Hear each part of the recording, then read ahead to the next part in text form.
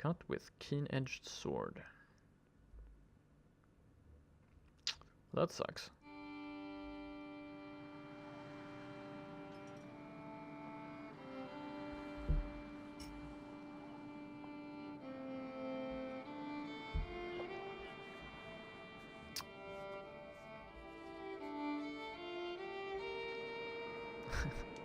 She looks a bit distressed.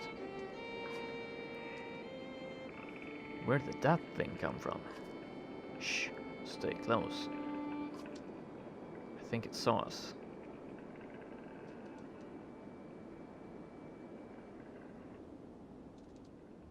Probably. So we're changing perspective here.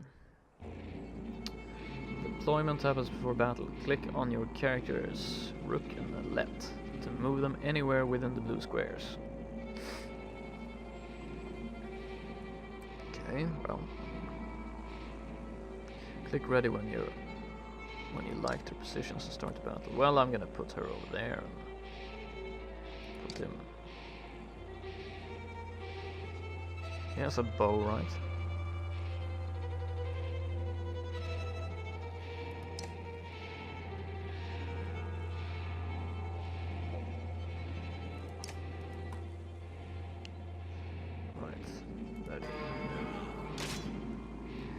Careful, don't get too close. No, don't think I want to do that.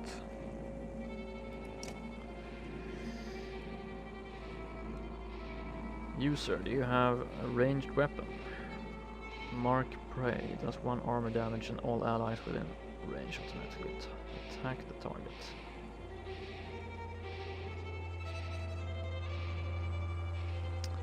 Seems like a good idea. First, let's move.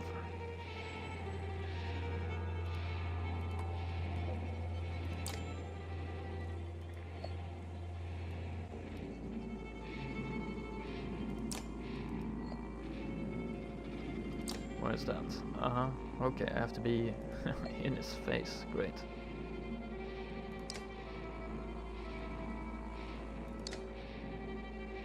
Starving Dredge.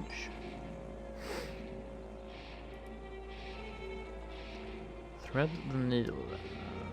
Hit all units between the character and target in a straight line. +1 armor damage.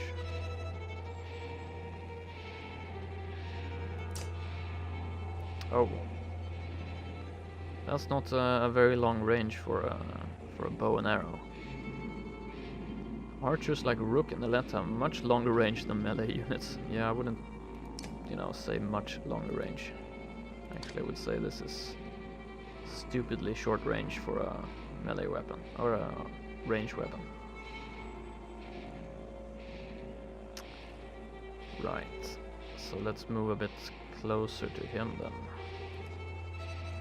He's not gonna get to us in 1 turn at least.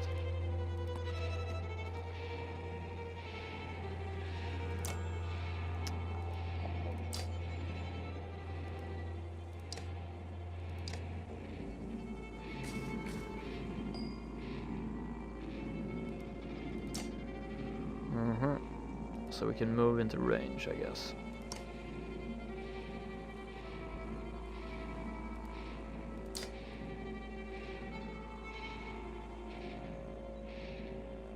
Could actually just move up here.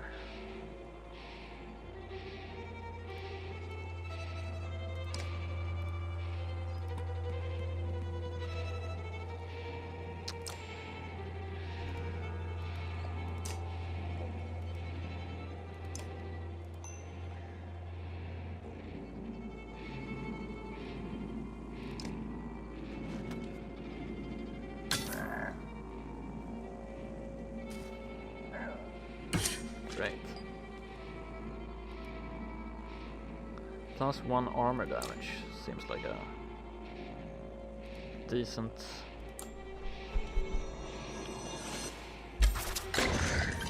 Only does 1 damage though.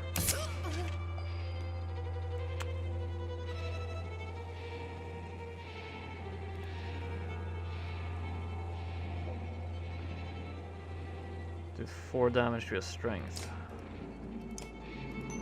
5 damage to strength, that's okay.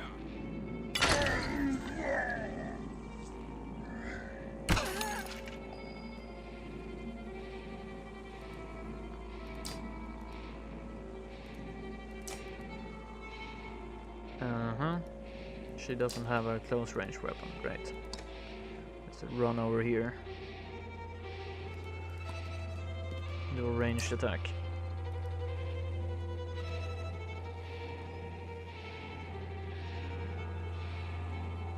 90% chance to... yeah, let's do that.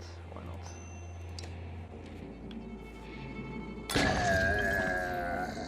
Eagle Eye. Foes lying dead at feet, yes. They do. Alright.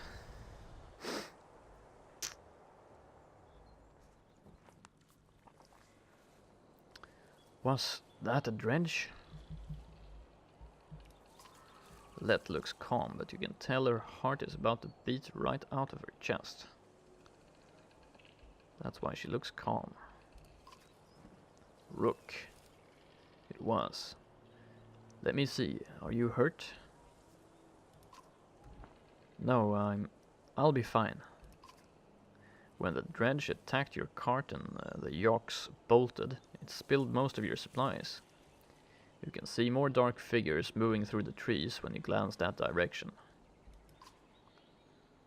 All that food. That's the last we're going to get before winter. What do we do? Don't run. Let me think.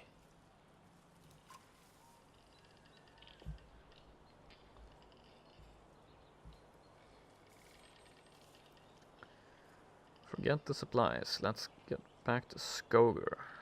If we hurry, we can gather them before more dredge appear. Oh, I'm sure.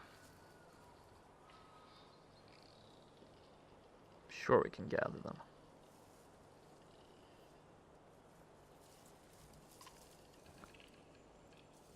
I can see them in the trees. Are you sure about this? No. No, we have to try. Be quick. More battle. Let calms the yaks while you frantically toss supplies back into the cart. More dredge emerge, but you manage to get the cart moving again before they can close in. The colossal figures slowly recede into the distance. Plus 15 supplies. Supplies represent food and other goods used to keep everyone alive on the road. When the supplies are gone, people will start to die of starvation. The more people are in the caravan, the faster supplies will diminish.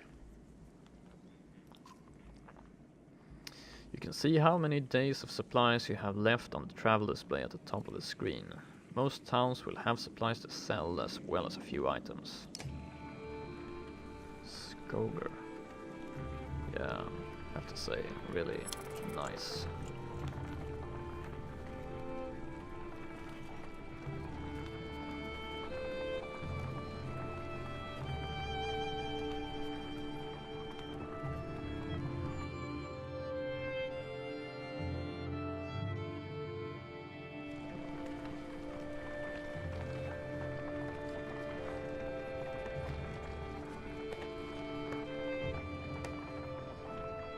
I never expected to see the dredge with my own eyes. What happened in the north? Already we see more between the trees as we approach our home, and Alette grips my hand tight.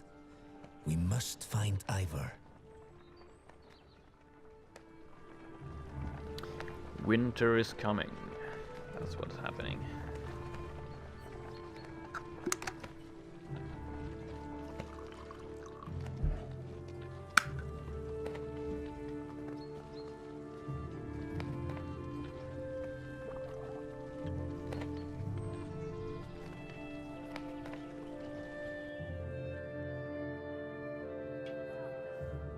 Ivor.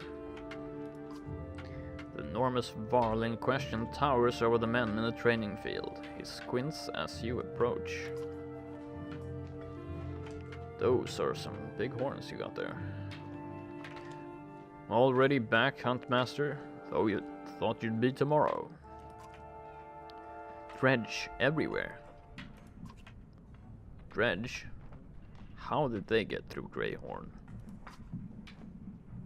Must have broken through the fort.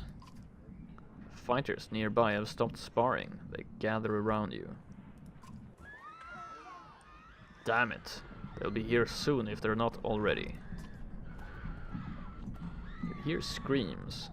From the outskirts, people are running toward the Great Hall. Ivor turns to one of the older boys in his group of fighters. Egil, take Alette to the Great Hall. Tell the chieftain what's happening. The rest of you gather up as many people as you can. What's his voice? Come on, Alette. I'm your personal trainer. No, wait, I want to help.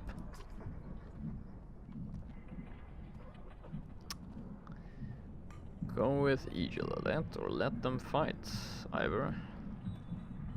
Yeah, let them fight. I need more men, Ivor.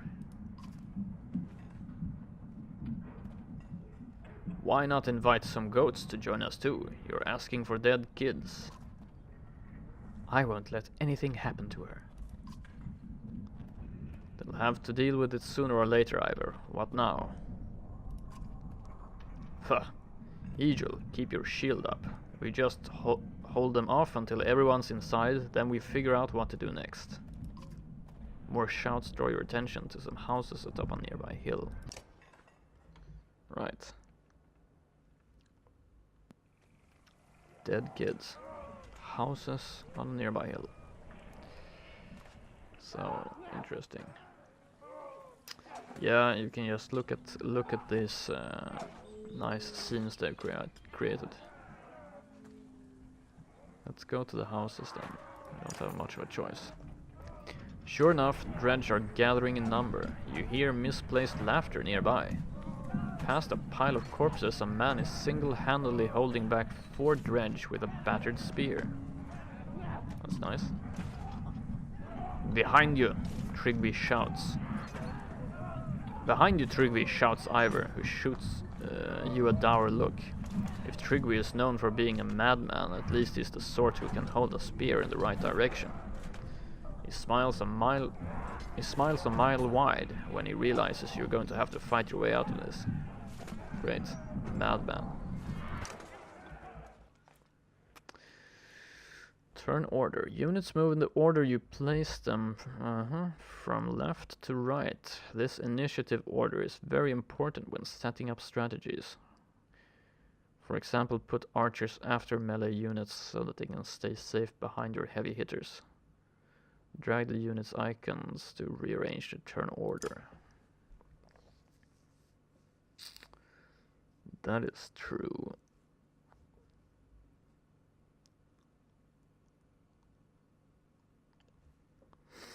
So how about Varl, Madman, personal fitness trainer, and then these guys.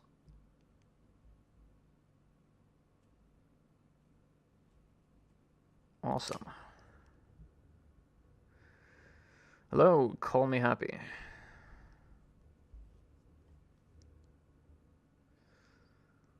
Playing some Banner Saga today.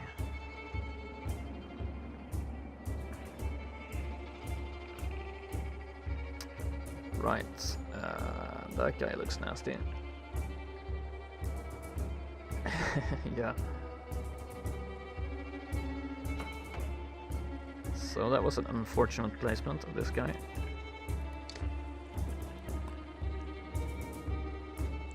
How's the game? Well, so far I really like it. The combat system is really thought out. The graphics are really amazing, especially if you like 2D animation, which I do. So it's and it's very different. That's also one of the nice things. They haven't sold me on the story part yet because it seems a little bit linear, but that's probably the most difficult part of doing a big epic game like this, is making the story choices matter. And so we'll see later when we get into the game if it opens up a bit, but right now it's very linear. But it's yeah, I don't really have a lot to complain about so far. Yeah, it's an awesome graphics design. It's actually based on Eyvind Earle, his American painter who made beautiful artwork. You should check that out. So let's see. Okay, we get to move first. The one with the shield went lay down. Let me handle him. Yeah. Little details like there's a nice forest background here.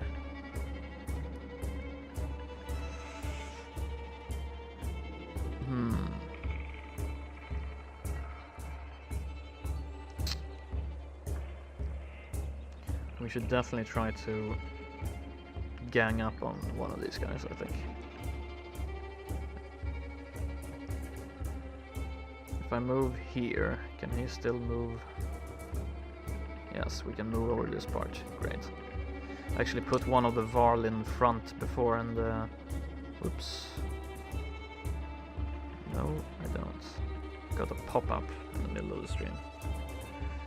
Yep, artwork, music, the voice acting is really nice. It's a nice setting, I think. I'm going to be using some willpower though, that's unfortunate. Battering ram, what's that? Knock adjacent unit up to 4 tiles for 1 armor damage plus 1 per unit they pass through. That's interesting.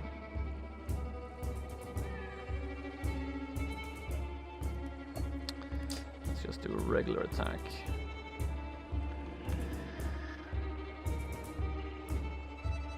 Could do 4 strength damage to this guy, which actually could be good to knock him down a few notches first. So he can't do too much damage to these characters.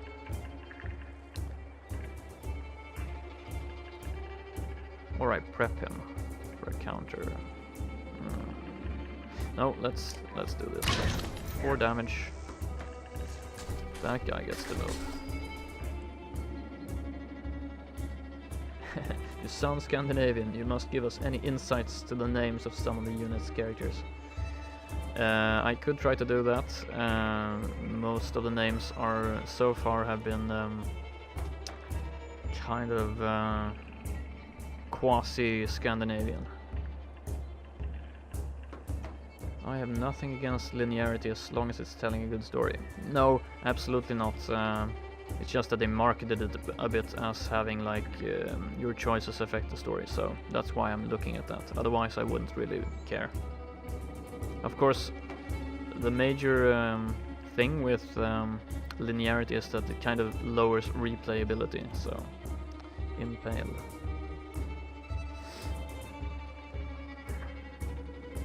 We're gonna have a problem with this guy.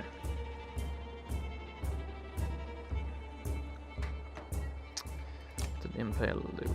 Knock back 1 tile, target bleeds 1 strength per move.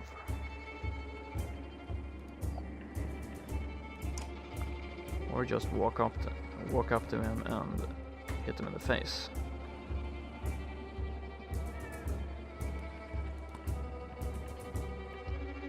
For 2 strength damage, so he can't really do any damage to us.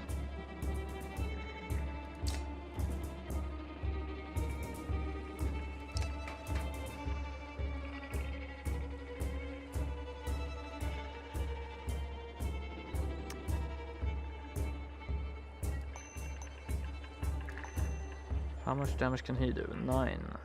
He could do 1 damage. We should be able to finish him off then. So we're gonna get in trouble with this guy.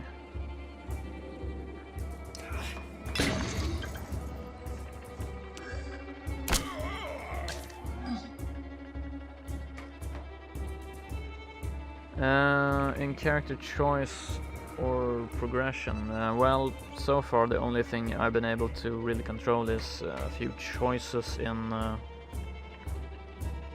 guess, some, how to say, dialogue choices and if I want to upgrade that character or not, but that's been basically it so far. Stone wall, what does that do? Blocks 3 damage per hit for 1 round. Okay. It's just a defensive ability. What? Okay, I stonewalled. That was not my intention though.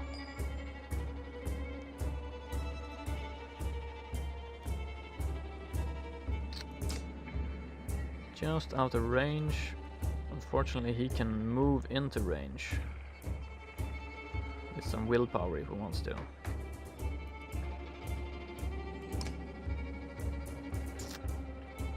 We're gonna have to take that chance, I think. We're going to have to...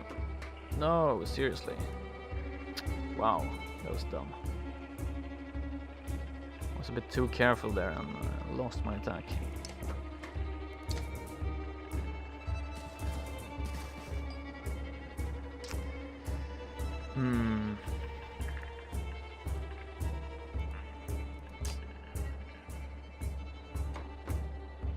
She's gonna have to put herself in danger in order to get some shots off. But you know what? We can move down here instead. And yeah, okay, there you go. Now you can see who you can hit.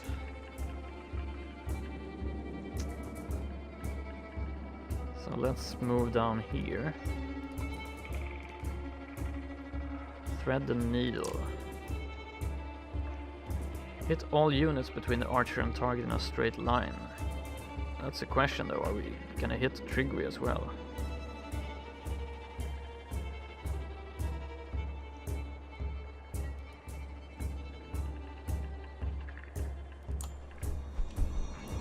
Actually I was gonna aim for the guy. Oh, yeah, I hit Trigwy as well. Great. Resist, nice. Ah, lesson learned.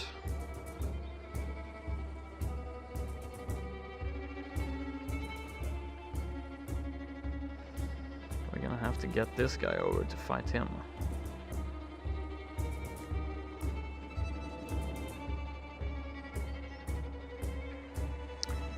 Could kill him or we could bash this guy.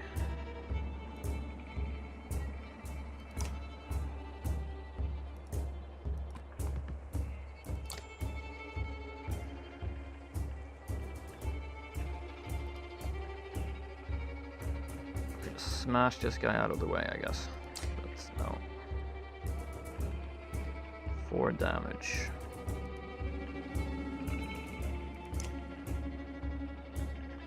Five damage. Still, it's important to lower their attack value as well. They're concentrating on my armor right now.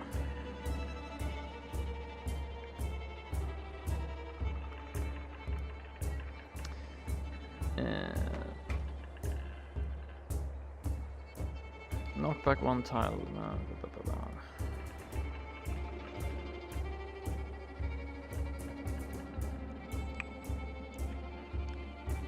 Yeah, actually I had a luck with using the stone wall, it wasn't intentional.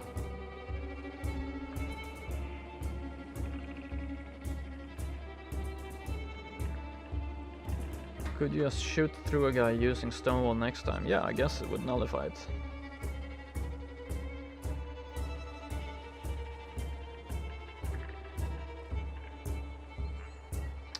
So, Trigwy, what are we gonna do with you? Maybe we should start picking away at this guy.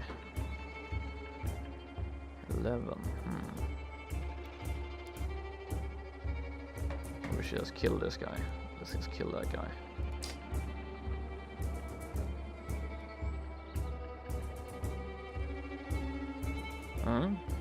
Can attack this guy? Really? Can we stab through them? Would be pretty sick. Let's try that. Ah, okay, it's a long spear, that's why.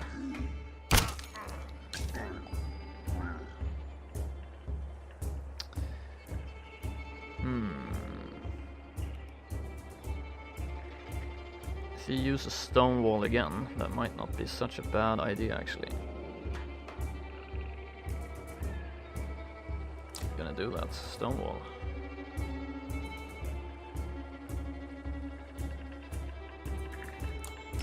keep him out of the battle a bit.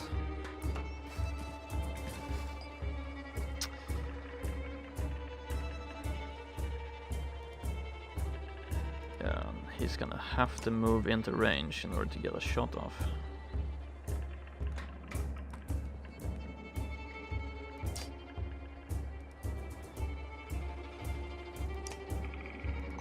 Two armor damage, that's all we can muster.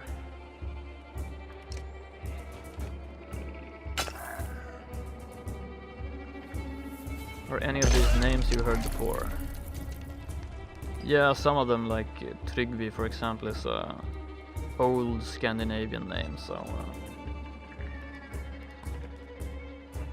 I don't remember what other names they've been using, like Carl and sure. Let's start chipping away at that guy's armor. His armor is getting low, unfortunately. So, who to smash? I think we can smash both of them. But only one at a time.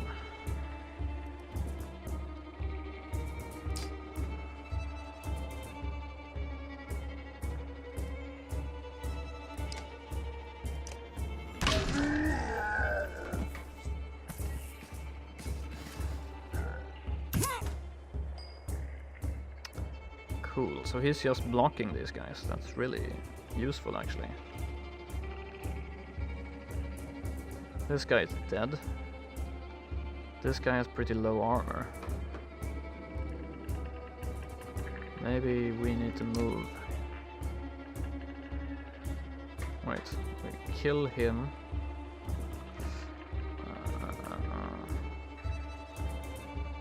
We kill...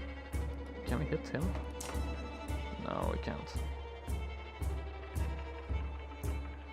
We need to kill him and start moving our Varl up here to deal with this guy. Or we can damage his armor a bit.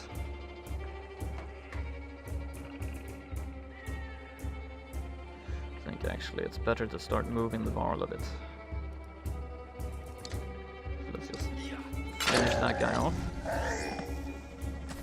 Oops. That's a problem.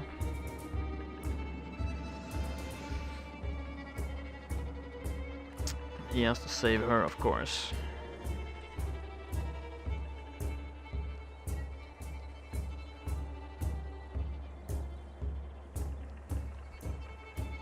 We can do 5 damage to him.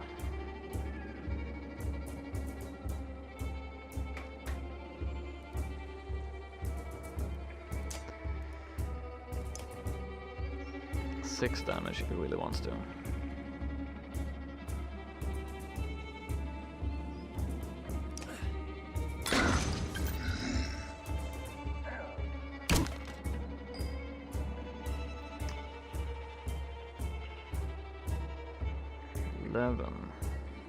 Pretty nasty.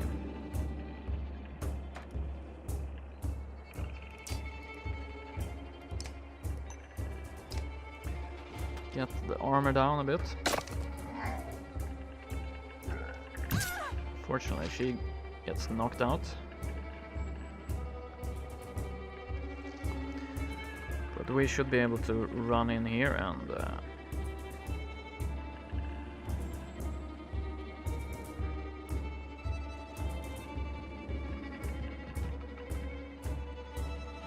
I don't think we want to use the battering ram now because that's just gonna push him into our archer, so question is, do we hit for 3 armor?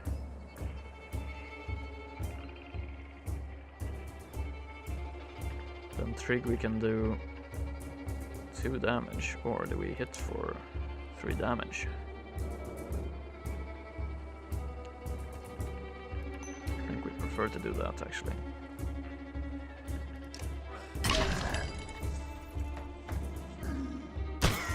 Yeah, no problem. Have a great day. Hope you enjoy it. So, 9 damage. We could kill him, or we could run down here and lower this guy's armor a bit. Might actually be smarter.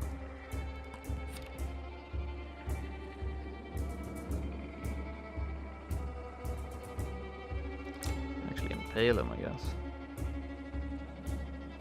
Ah.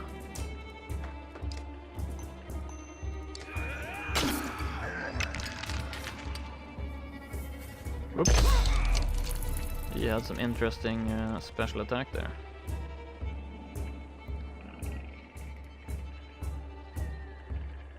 Let's finish him off.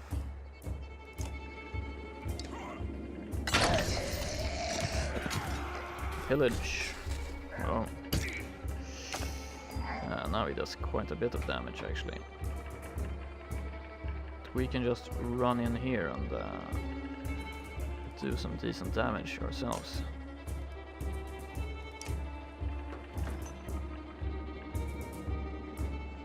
Five damage.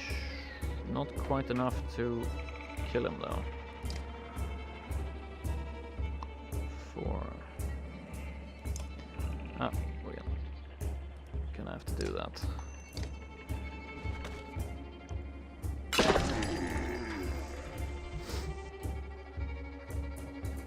So now he has 3 health left. Let's see if we can smash him down now. Oh yeah, we have some extra. Should be enough.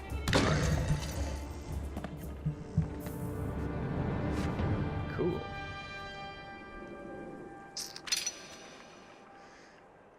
Ivor is ready for promotion. Nice. So I hope she didn't get too bruised. Difficulty. Combat can be unforgiving. Don't hesitate to change the difficulty of a battle if it leaves you frustrated. This is crap though. You should definitely not change the difficulty of a battle if it leaves you frustrated. You should learn to play the game. Yeah, or if you find yourself needing a tougher challenge. That's true. I'm playing on normal now. When I learn the combat mechanics, I'm probably gonna go up to hard and see.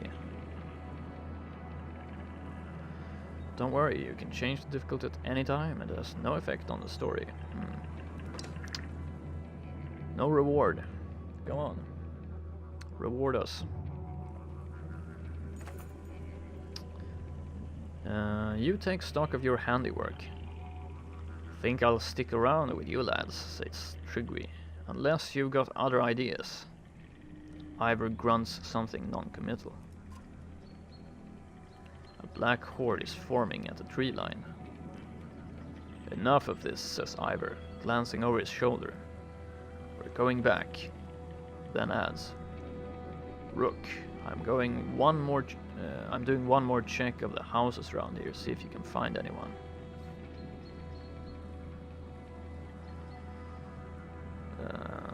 Keep watch or argue to head back immediately. I'll keep watch. As you turn to head back, a colossus appears around the side of a house. It silently looms over Let, its face an expressionless stony mask, more terrifying than any roar it may have produced. Time seems to slow as it pulls back its enormous mace. Shout at Let, shoot it with an arrow. Run at it, axe ready.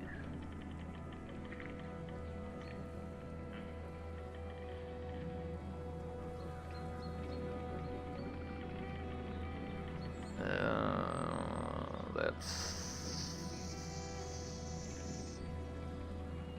shoot it with an arrow.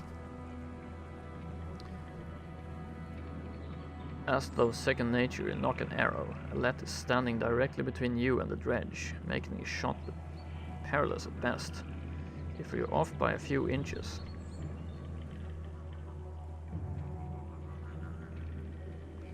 Fire safely above the dredge to distract it.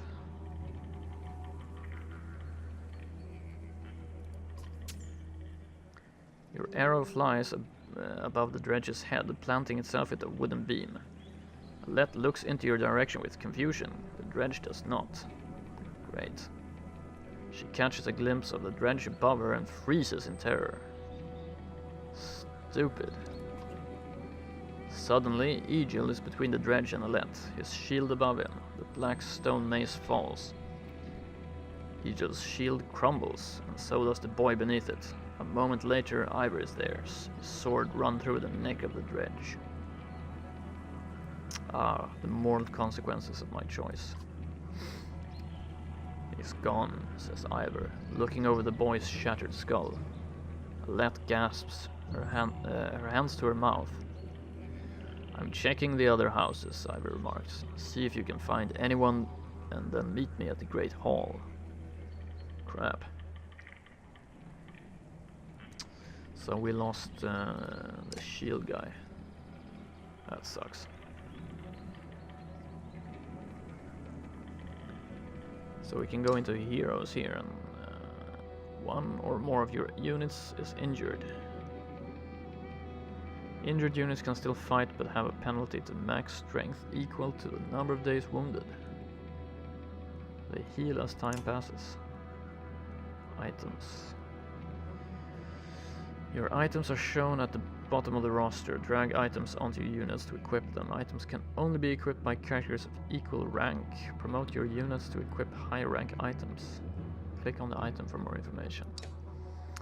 So this is one of the things I don't really like that they did with this game, is that they released like a pre-sales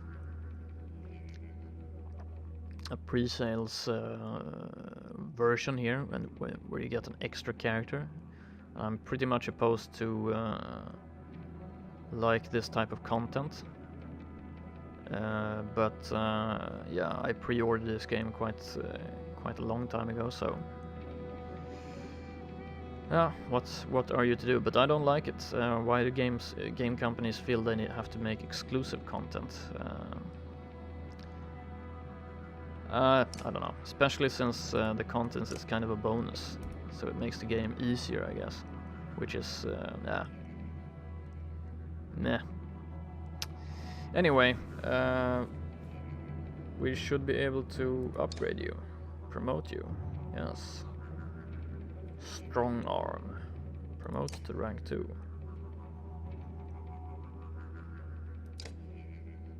High renown, sure. So one really important thing, battering ram. He looks fierce. Knock back and do 3 armor damage.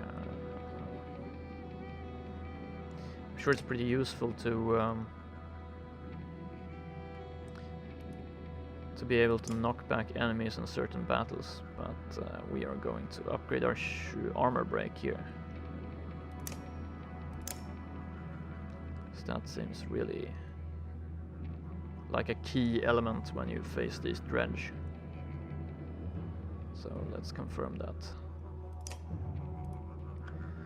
Eivor. When Skoger was still young, Eivor wandered into the town center, startling the settlers from Rundwall, who had rarely seen a Varl before. He's never said why he left the Var lands to help men build a small town, but each chieftain in Skoger's family line is happy to have him. He's known Rook since the man was young, and the two formed a fast kinship. Awesome, then I can probably rely on him. The Madman. Eagle Eye. Right. We have some items here now.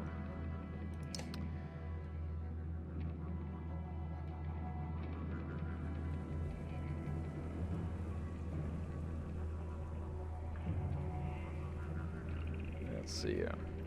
I'm actually going to take a short break, get some more coffee before we continue this. So yeah, I'm going to take around 6-7 minute break here, and then we'll continue. And I'm going to be running a pretty long stream today. I think we'll be going for... let's see.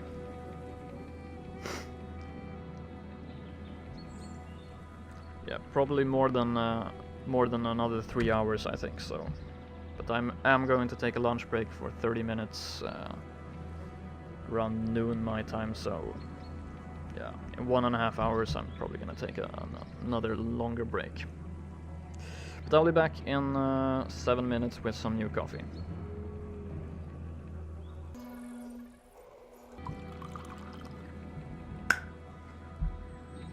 Awesome, we're set. Let's continue this. Market. Why do we have a market in town? Can we actually go to the market? It's like interesting. It's in the middle of an attack on the village, but I can go to the market and buy stuff. Well, horses score. Horse score. That's a bit funny. Skor is a word for shoes.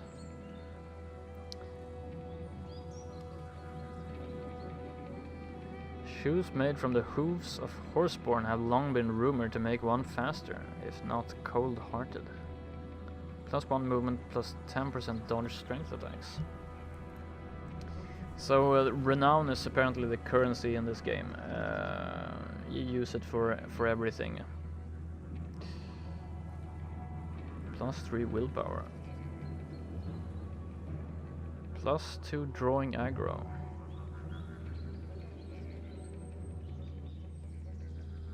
Interesting.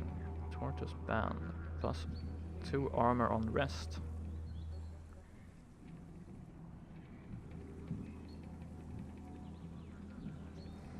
Then of course we can buy supplies. 1 renown for 3 supplies.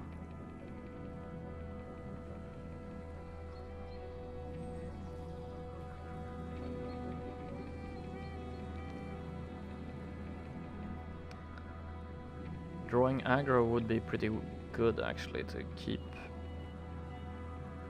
enemies off your archers, for example. Put it on your strongest character. +3 willpower.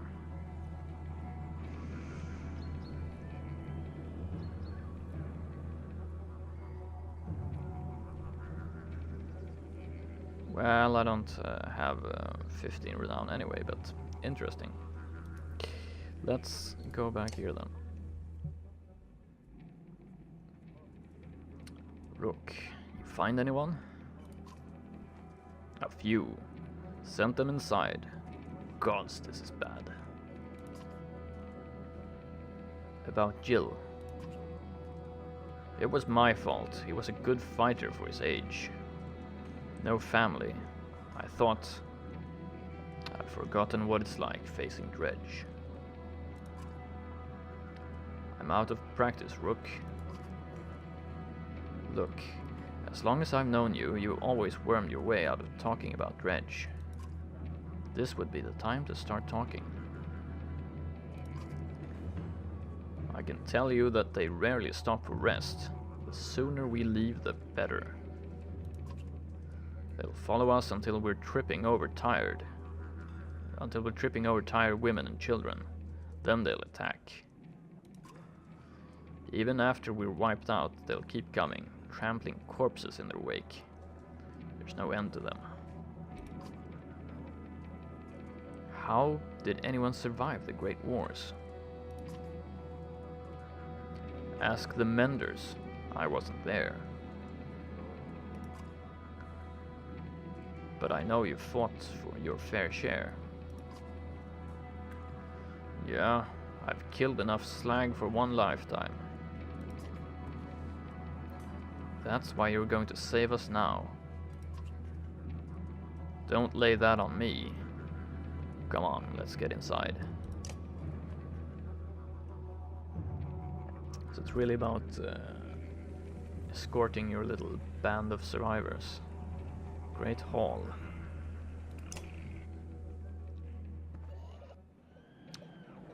Chieftain. Rook, thank the gods you made it.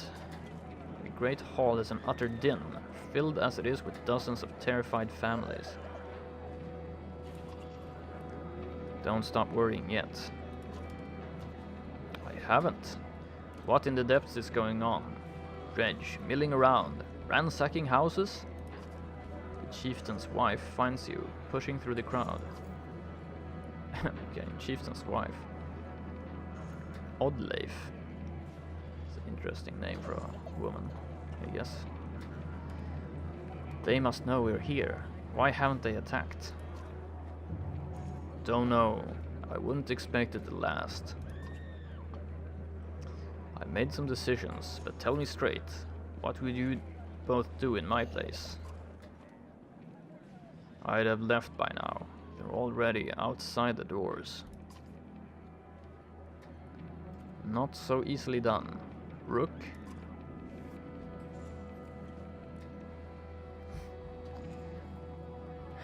It's not a decision I care to make. I think we can hold out. No, I trust Ivor on this. The chieftain sighs a deep and heavy breath, slumping. He looks years older.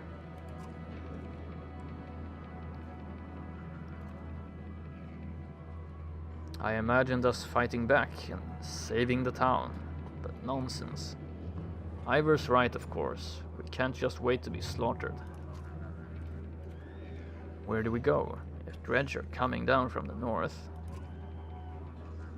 Frostweller to the west is close and it has walls.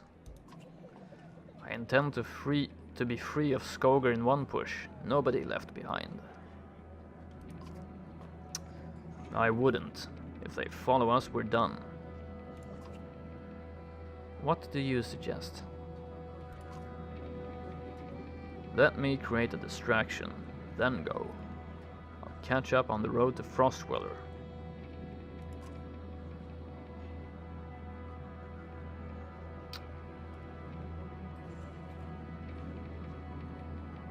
What if we set the town on fire as we left? Ivor's right, I'll help with the distraction. Yeah, I think that's probably a good idea. Let's try that. The chieftain thinks for a long moment. I didn't ask for advice just to ignore it. Promise you're not throwing away your lives on this. That wasn't part of my plan. Ivor? Nope. Then I'm coming with you. Only after you told me that you won't be throwing away your lives. Brave. Right, so we get... that catches you by surprise. The chieftain rubs his chin but doesn't argue.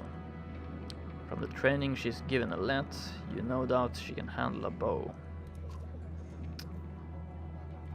Fine, I'll get the townspeople ready. Make your move, Ivor. We'll leave when you're clear.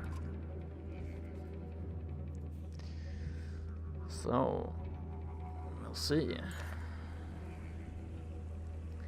Alette finds you before you have a chance to find her. I know what you're doing. You have to let me come with you. Don't leave me, please. I'll be good. Not this time. It's too dangerous. Yeah, actually she's injured, so...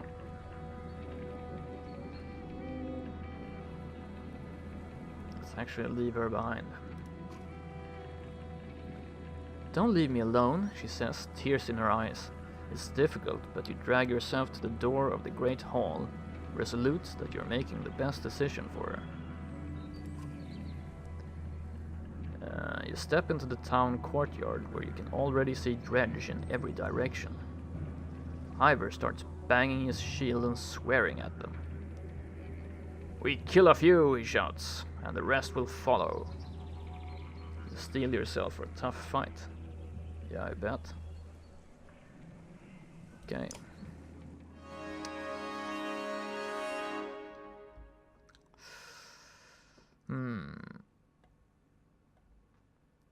Only for 4 guys.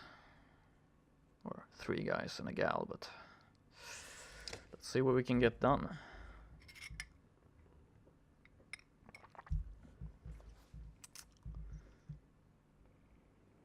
Ouch. Oh yeah, this is deployment mode, so that's what I did wrong last time. I should actually have deployed a bit differently, I think.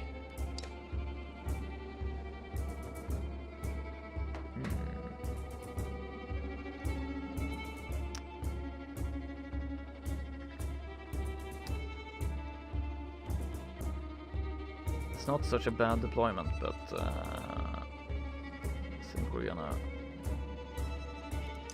move him there. This guy.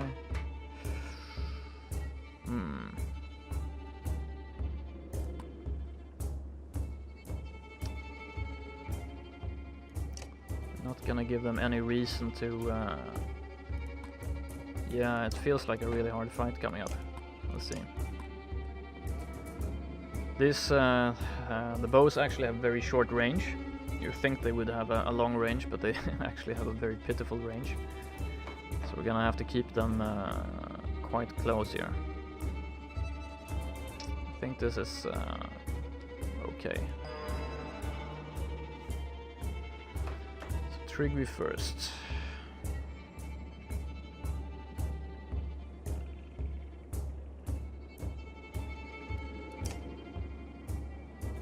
Okay, so the guy at the back gets to move first.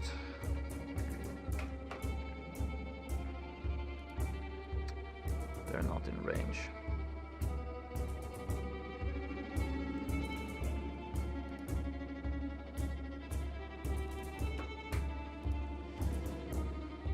Well, they have to expend their willpower in order to reach us, so that might be okay actually. Let's just wait here and see what happens.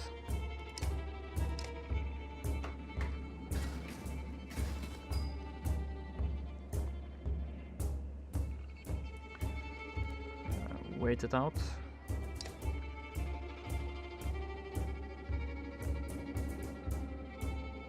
But we're not gonna be in range with the archers.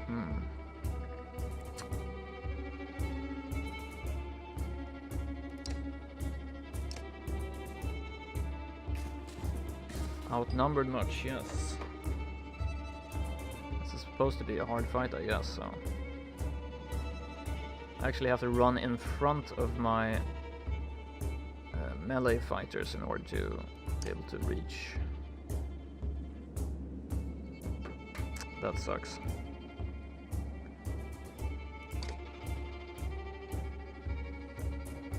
Guess we're gonna move up there and turn.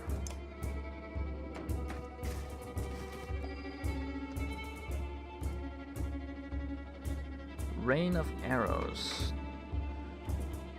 Trap one tile with 1 arrow, causing strength damage if walked over before next turn. Sounds like a crappy attack.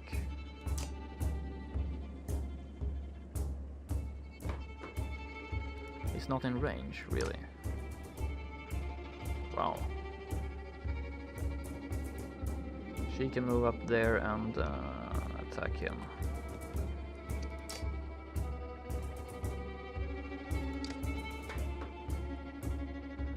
Two armor damage.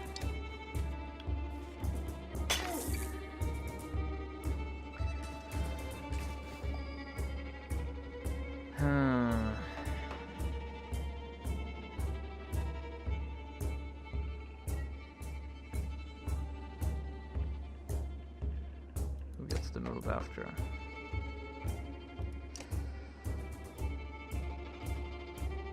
So Trigby could do 4 damage to his strength or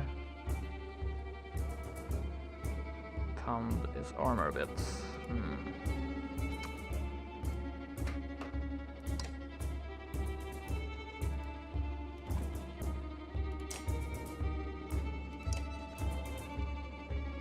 Could do as much as 3 armor damage if I use willpower. Oops, Crap, that was not my intention.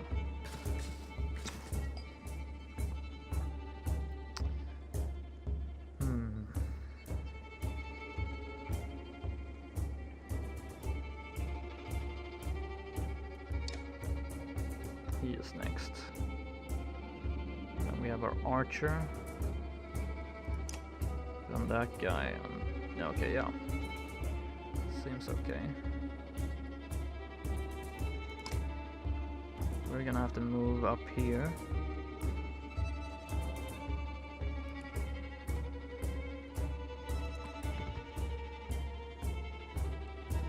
Can do 7 damage to him.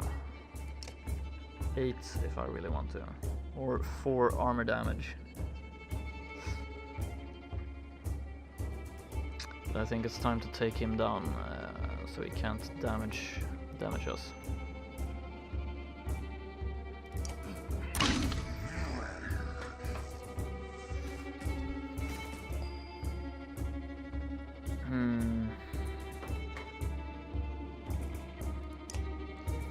This guy gets to move, then that guy. They can move up and actually hit him.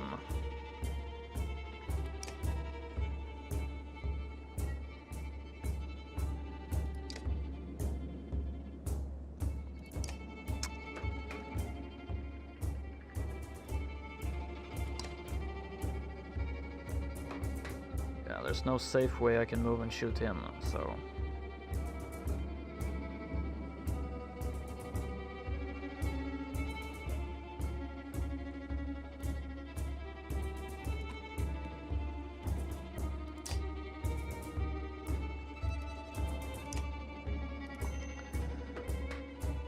armor damage. It's gonna have to do.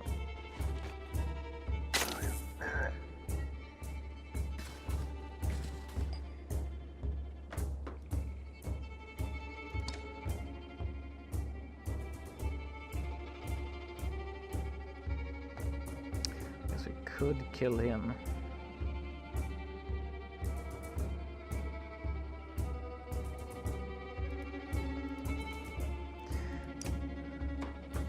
Which would leave Trigvi open to actually hit someone else next turn. So yeah.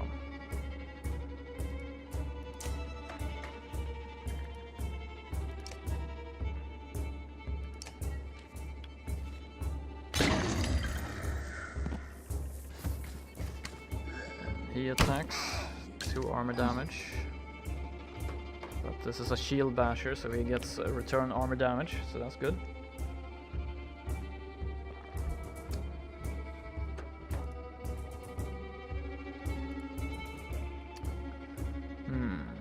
Trigvi.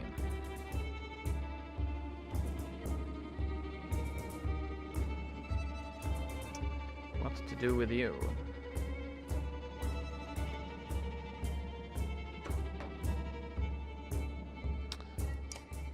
Next is this guy.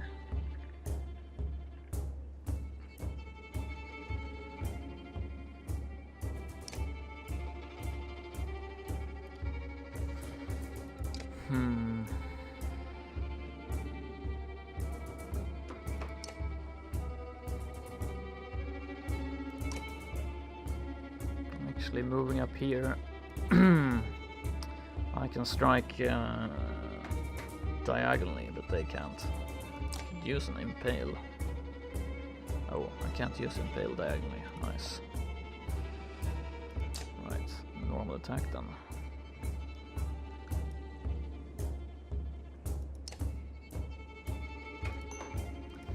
Three armor damage.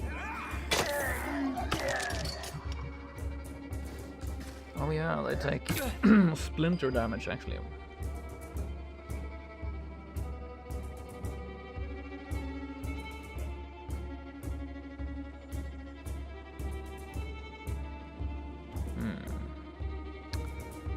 Could try to walk here and actually use my special attack and knock him out this way. That works. Never tried it though. Let's experiment, why not? First time we're playing. Battering ram. Yeah, looks good. Knock him away.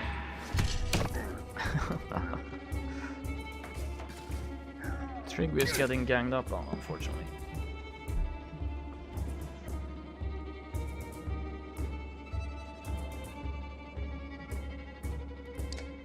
And then there's that guy, but he's okay, I think we can deal with that. 4 damage.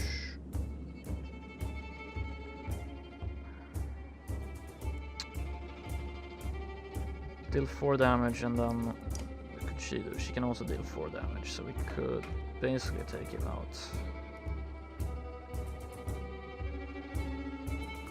Or I move into melee range and I use my special. Not sure that's how useful it is, but does 1 armor damage and all allies within range automatically attack the target? That would be Trigby. That would not be so great, actually. Should have checked that before I did it.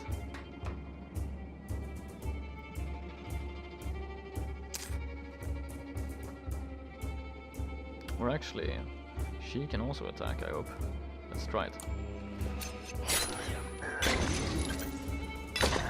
Then it's a bit more useful.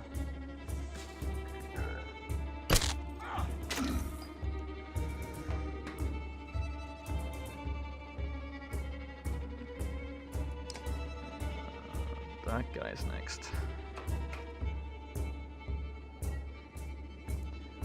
Trigby is in a bit of a bind. Can we do anything to rescue him?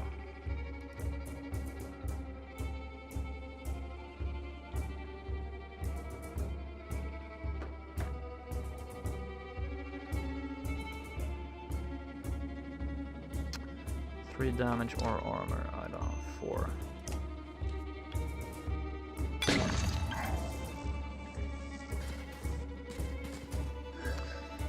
Ouch. Trigby, seriously.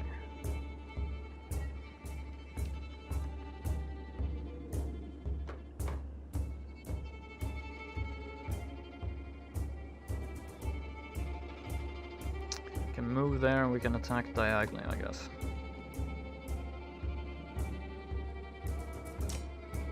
Or we should have done an impale. Let's see.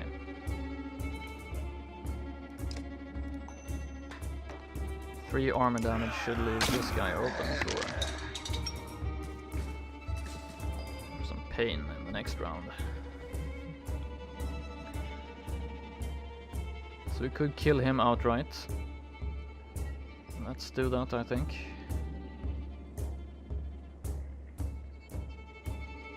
Seven damage.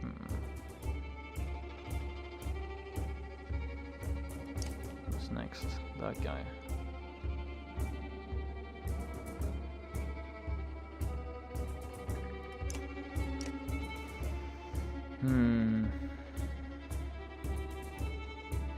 He's actually way back in the battle order, so maybe we should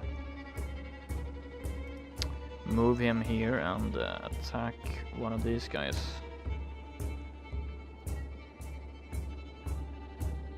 Oh wait, actually he moves.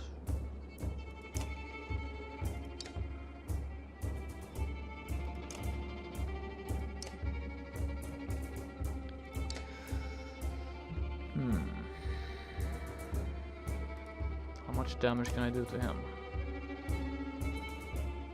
5.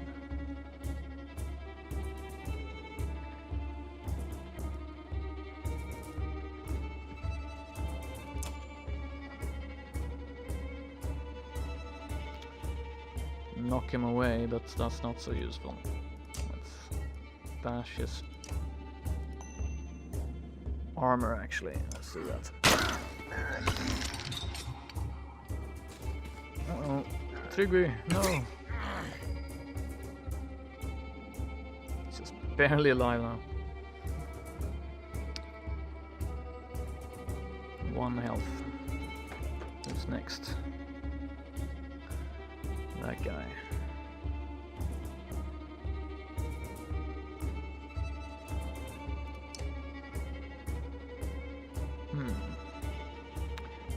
He's probably gonna walk over and knock him out. Unless we do something.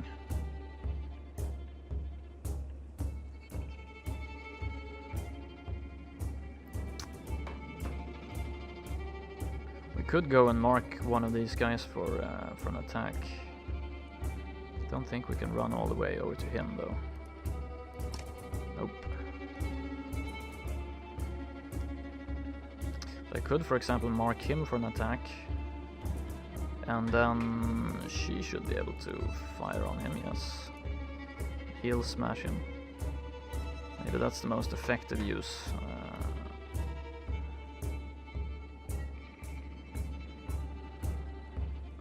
Kill him outright. Yeah.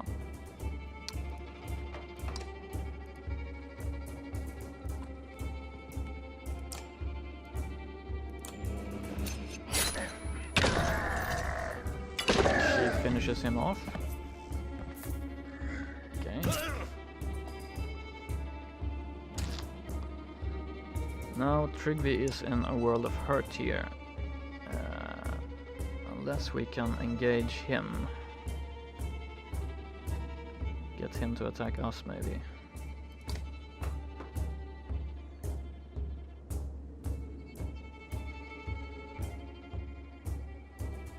I think he's just gonna ignore us even if we move here and...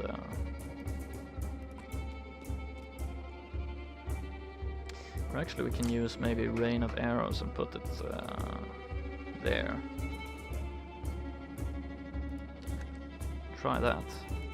That might make him a bit hesitant to move there. Nope. Didn't care. Oh, he lost his attack though. Cool. So next up is that guy.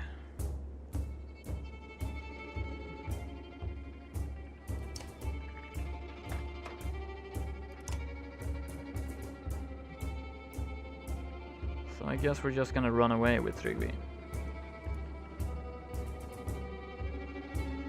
Probably that guy's just gonna follow us, but what can we do?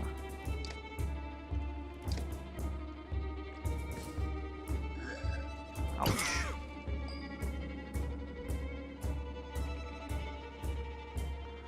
So we can kill him.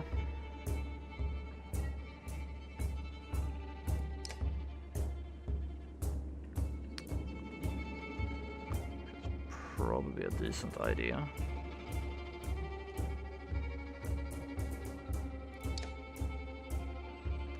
Ganging up on Rook here.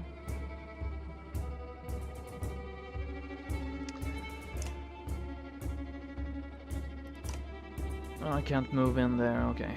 Well, my choices are pretty limited then.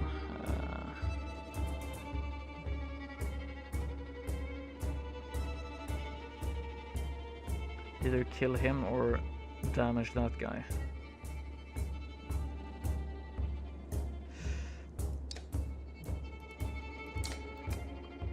think we're gonna choose to kill him.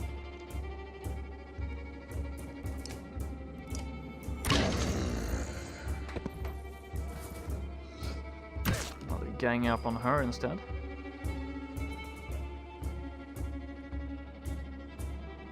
Should be able to move there and actually use our special attack again.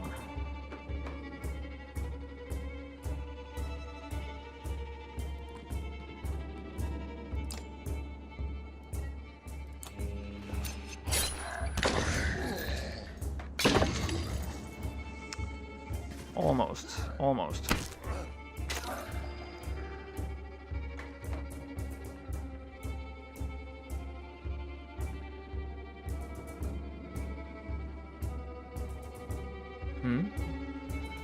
Why can we do 9 damage to that guy?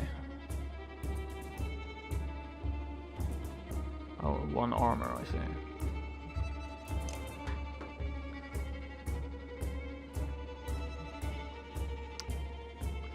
He is the next to move, so we should probably just kill him.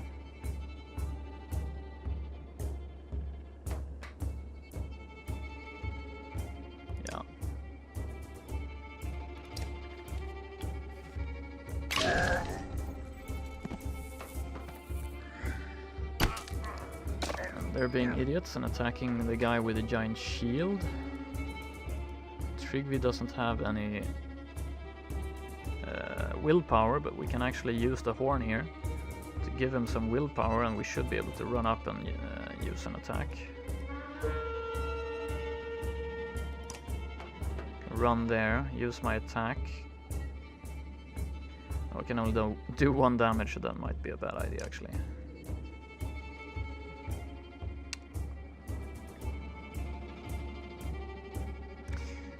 Or I can use even more willpower to...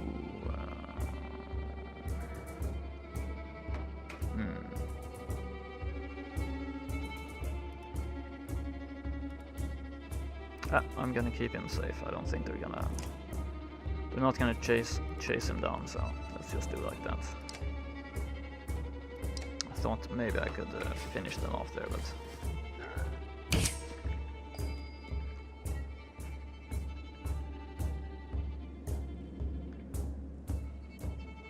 So I can kill him, and then he's gonna get another move, I guess. But he doesn't have any willpower, so he can't actually kill her, so great. This should be it. Kill him.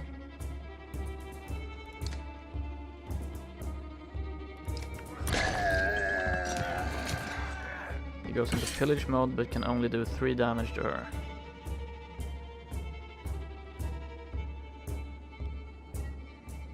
Now Rook actually can use extra will there.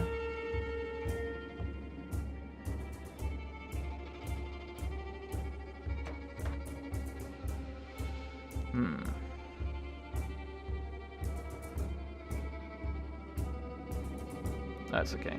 He won't have a move until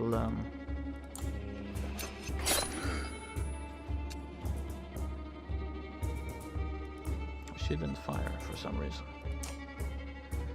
Oh, she doesn't. She can't attack in close quarter. Of course. So let's actually move out of the way.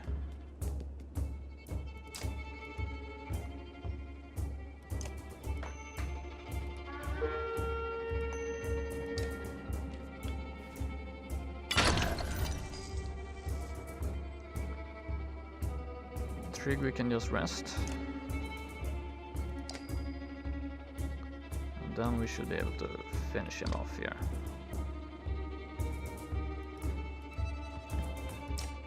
Great.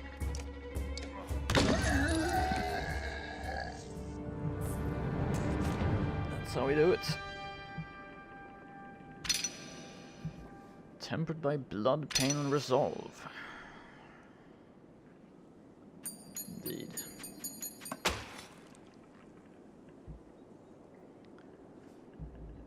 So yeah, pretty nice.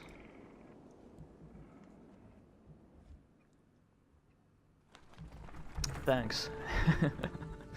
I was a bit worried there actually. You have no problem getting the dredge to follow. Things begin to look dicey, but you're eventually able to lose them in the thick woods, without difficulty keeping up. You climb to an overlook and wait for the caravan to appear. An hour later, Oddleif is the first to spot them. There, she points on to the road. As you rejoin them, you can tell there was trouble. Some people wounded, others missing. Alette rushes to you, throwing her arms around your waist. You smile and hug her tightly.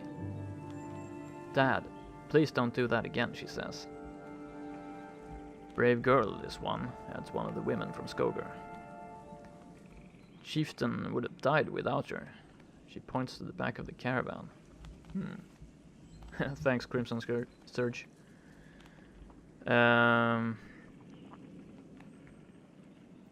This is the thing I'm wondering about. If I hadn't left Alette with the caravan, would the chieftain have died or not? And would that have any effect on the story? That's the question. I guess it should. You find Oddleif beside her husband, who is laid out in a cart. Old fool, she says. Got himself a prize for trying to fight back. She shows you his deep gut wound. But he's alive. Nothing for it but to get to Frostweller. You continue on in silence. Let's hand in your own. 30 renown. Awesome.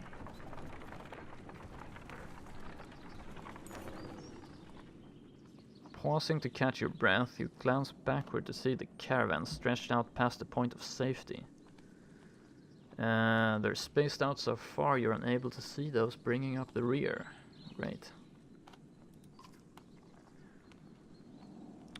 We've got to pull them together, says Ivor. It would be dangerous to stop until at least the Godstone. The path should be just ahead.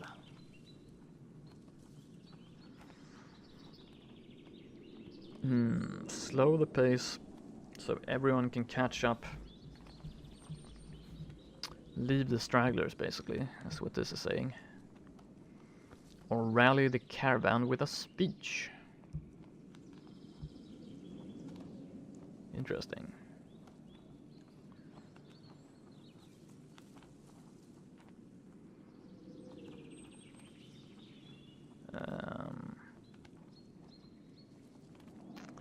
Rally the caravan with a speech. Let's try to do that. You make your way to the rear and hoist a small child onto your shoulders. Fight for every step. Remember those who didn't make it and push onwards. The clansmen see your effort and follow suit, pushing themselves harder. Good.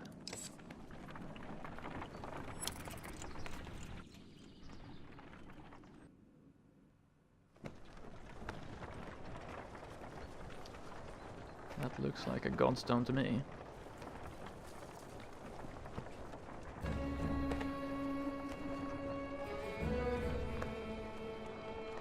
"270 clansmen and 45 fighters.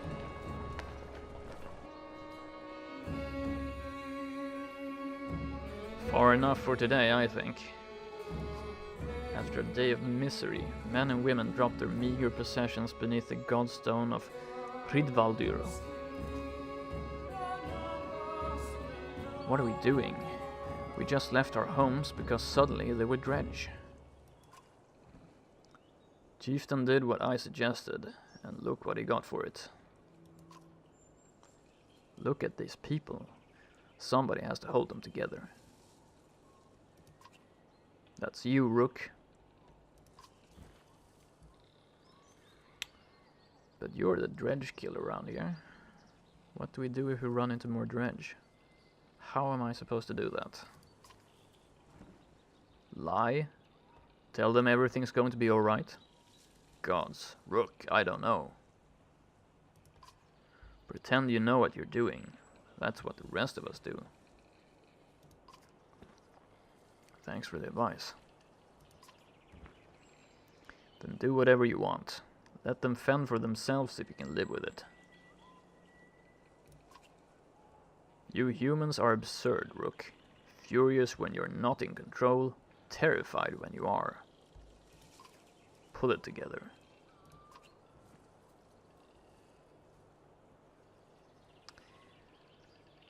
Yeah. Worried about the let mostly.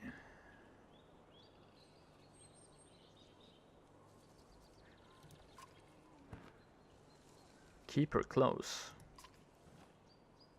You do care, I can tell. Pfah. Men are a plague on the world, worse than any dredge as far as I can tell.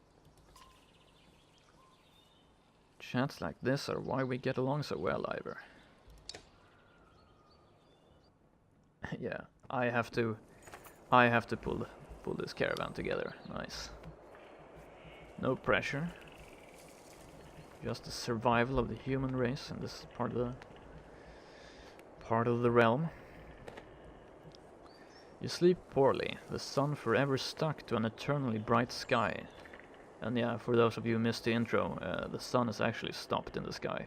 So, things are not going our way. Before the others rise, you find yourself staring over long, low hills covered in pine.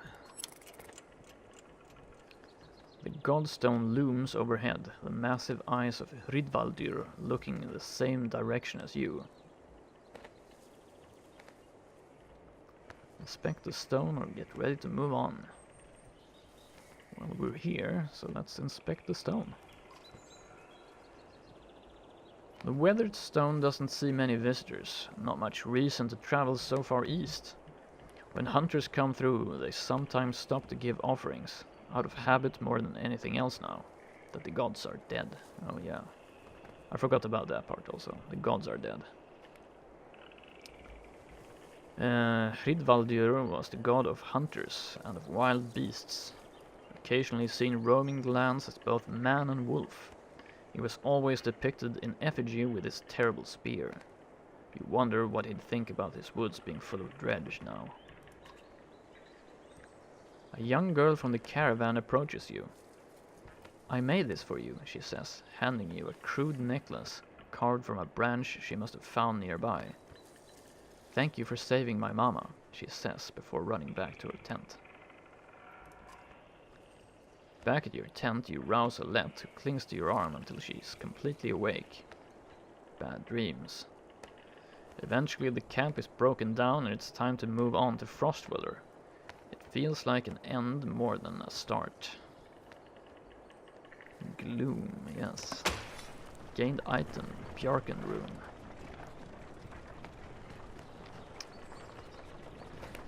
Four days of supplies, by the way. Great. Maybe I should have bought some.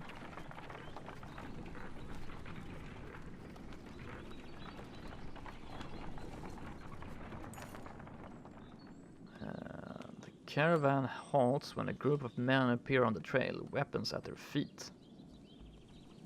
"We've seen the dredge in your wake," says one. "We don't wish to meet them alone. If you'll let us join you, we'll show you a watering hole with enough animals to fill those supply wagons." An inherent fear of strangers raises mutters from the caravan.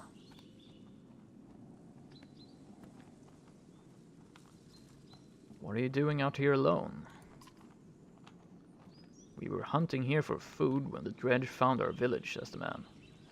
When we returned, he looks away, unable to finish.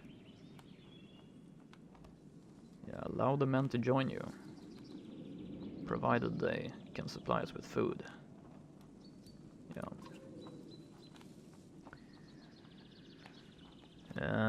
If you'll be no trouble, come along, you say. The men cautiously join your ranks and prove trustworthy.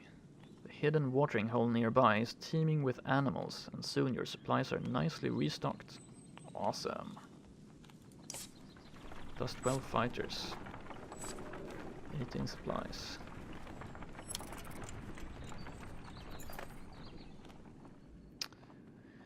During a rest, one of the men gets too drunk and ends up splashing mead in a warrior's face. Ouch. A brawl erupts, many thrown fists and a broken bone later. The instigator, Raffensvatter, is tossed on the ground at your feet. Angry clansmen looking for satisfaction. His personal defense is little more than drooling mumbles.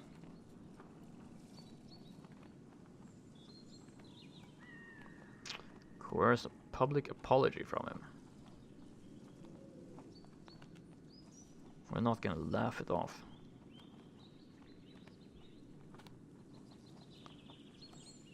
Tie him up until he dries out.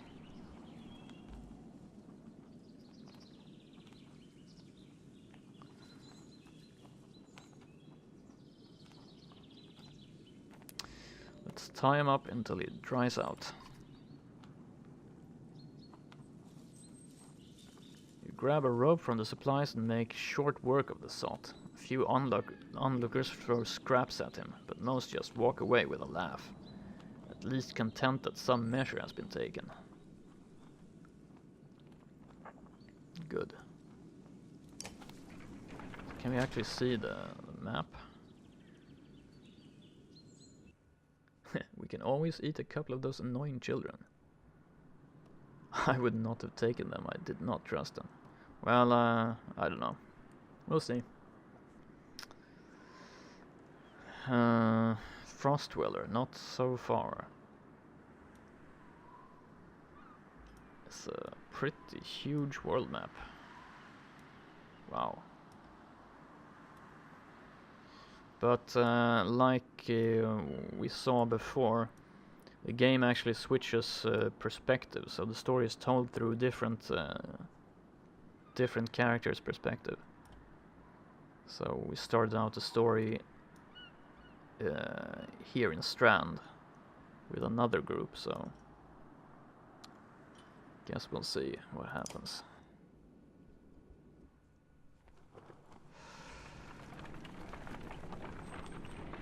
Seven-day supplies.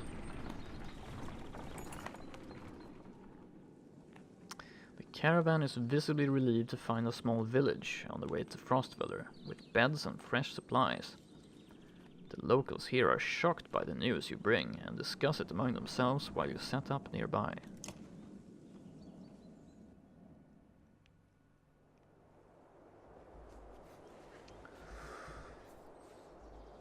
Cool.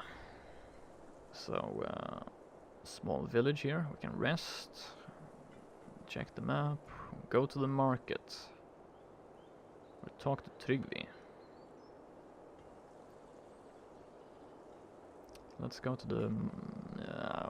let's talk to Tryggvi first. Tryggvi, guess I'd better thank you for helping us out back there. Tryggvi turns his head, eyes wide, as though something was stalking him. Yeah, he's a madman, by the way. Nice beard, Rook, but that's not why I'm here. Oh, okay. Why are you here? Fat clansman. What? They eat, don't know how to kill a thing, Rook. He rolls the R in Rook gratuitously while holding out his spear for you to inspect. Look at this thing. They grow on trees. You can make this from a tree. My advice? Show them how to stick some pigs. Or stick a rabbit, a bird. You can stick almost anything, Rook.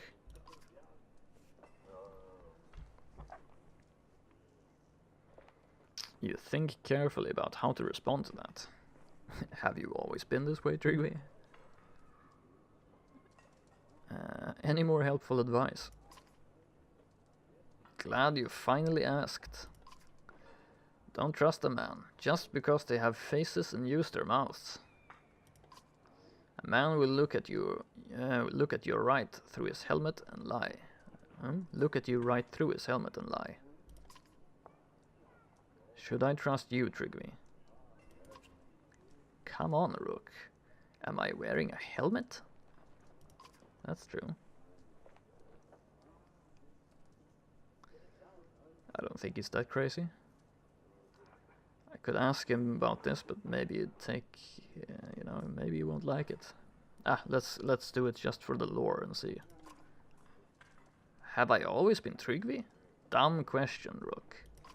Look, I hear what they say behind my back. Tryggvi's handsome. Tryggvi's brave.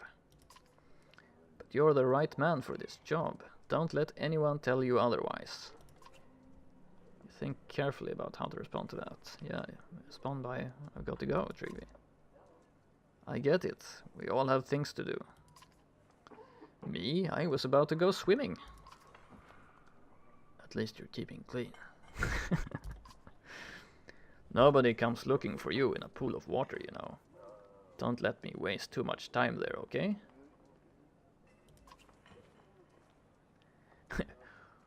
We'll come get you before we leave. I'll see you around. Only if you keep your eyes open, Rook. You can't help but hope there was nothing sinister about that last comment.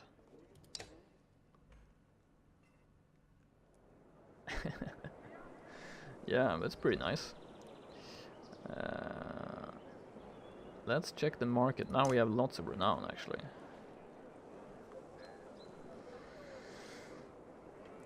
We have 29 supplies, which for our current company is worth 7 days.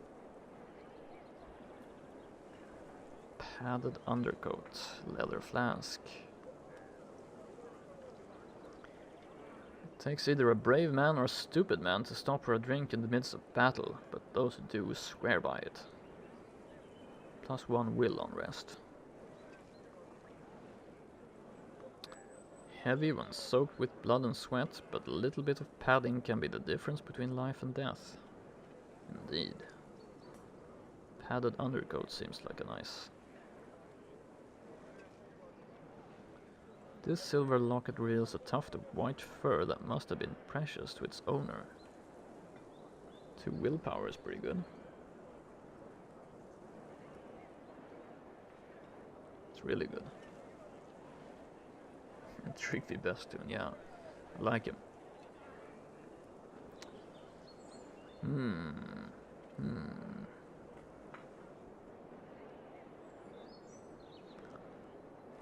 I'm not sure this is the best stuff I can get, but let's buy that. And Bale's locket, yeah. Actually,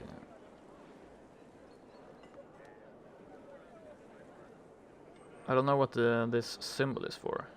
Maybe it's a one-use item. In that case, I just got completely squirreled by those guys. Market guys. 24 supply available.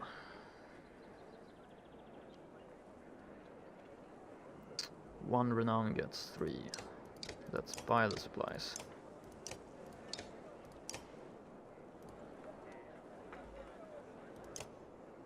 Just in case. Go into the hero screen here. He's no Mort, but he's good. Yeah, well, it's a difficult topping Mort. He was kind of the best RPG character so far. Yeah, we can actually promote. Oh, we should have done that. We should have promoted before. 10 renown. Promote Ivor, yes. Increase your item rank.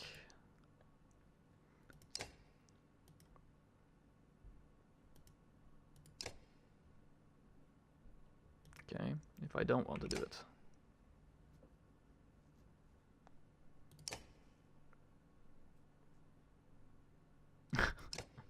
Okay, once you decided to hit this button, you're stuck. You have to promote. No, cancel, okay.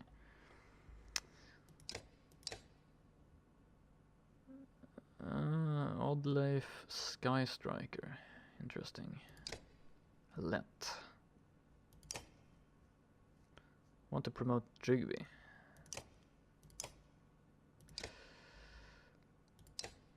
We have some items. We actually got some bracelet or something here. Oh wait, this might be the item rank, like what... I see. So we can't use that that item because it's a level 2. Plus 15% dodge strength attacks. Yeah, it takes a little while to work out the mechanics, but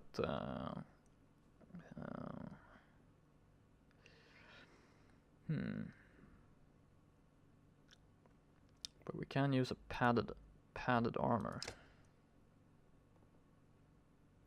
So let's promote you. Yes. There we go, 2 points.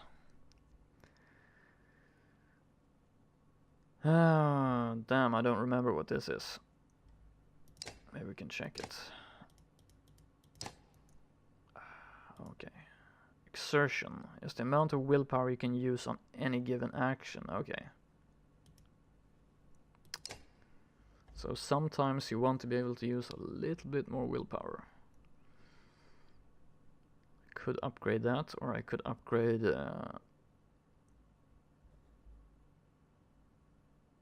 his special or armor.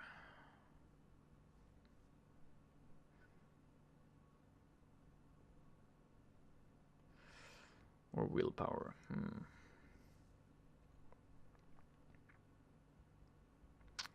Actually, just upgrading attack might be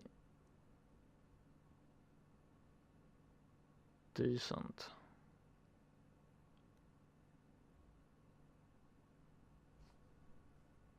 Exertion's pretty damn good. Yeah, sometimes you really need that 1 point extra damage, right?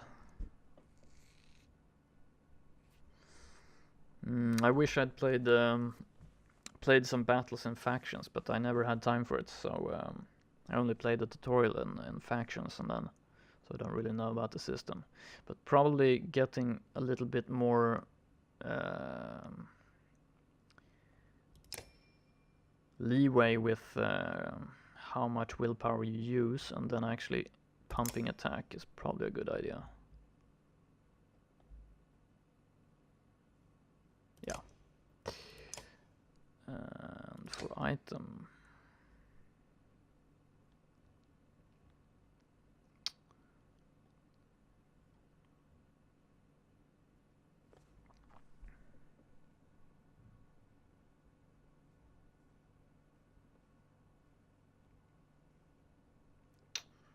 game gets brutal, yeah.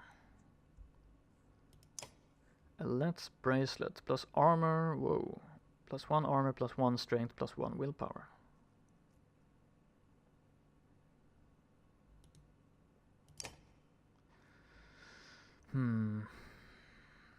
He doesn't have much willpower, maybe add some willpower.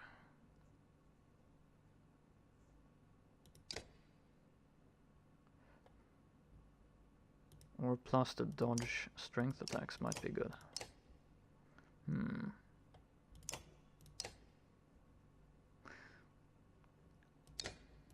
How do we... Okay, we drag it, huh? I see.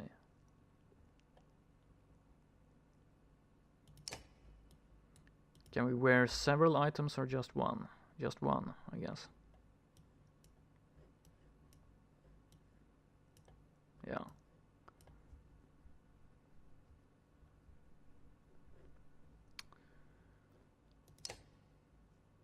Rook.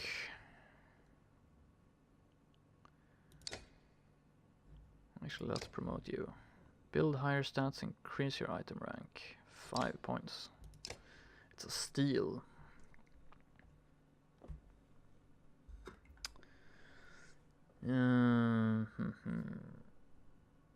Yeah, so far battles have been manageable. But I can see how this could be getting pretty hard. Actually, we would like some exertion here, so you can actually do more armor damage with your ranged weapon. But then we need more willpower also. Or maybe, wait, armor break.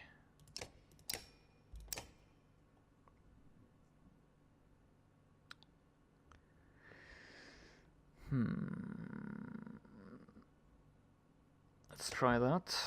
And then actually we should probably have this medallion.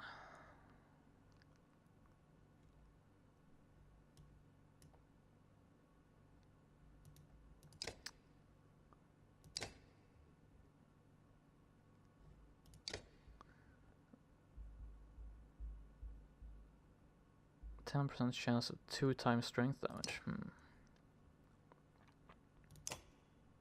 Which leaves you two. Plus 1 armor, plus 1 strength, plus 1 willpower. It's pretty good.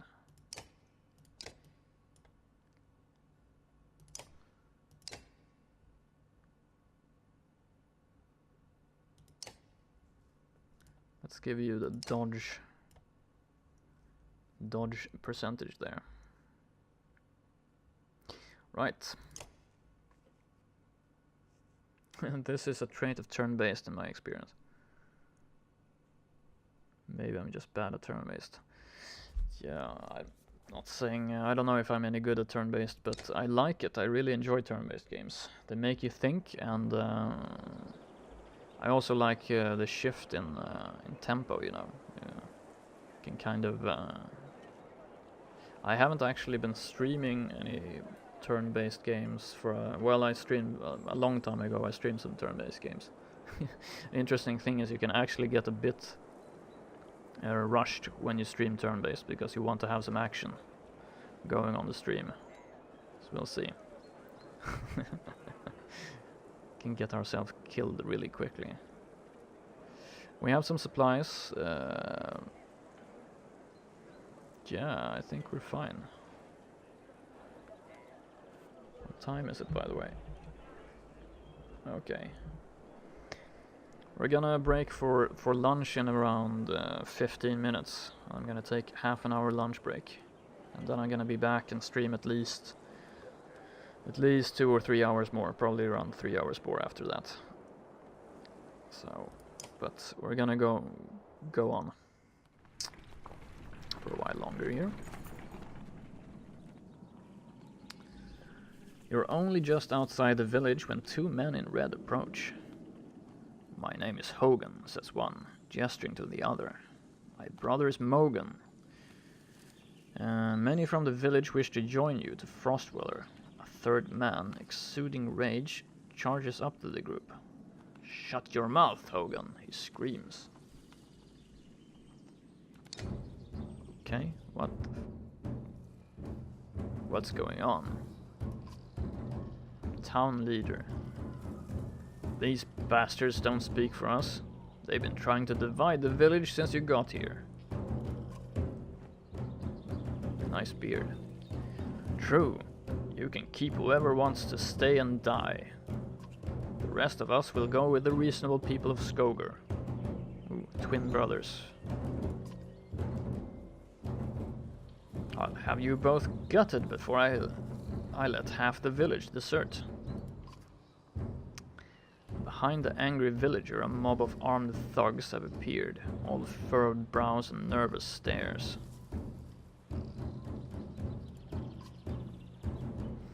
You both know what will happen to the rest of us if the fields are abandoned. Nobody leaves.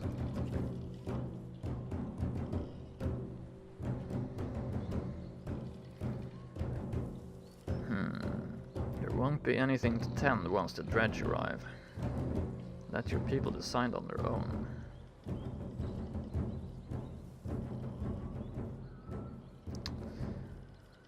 Well, you know, there won't be anything to tend once the dredge arrive. Dredge my ass.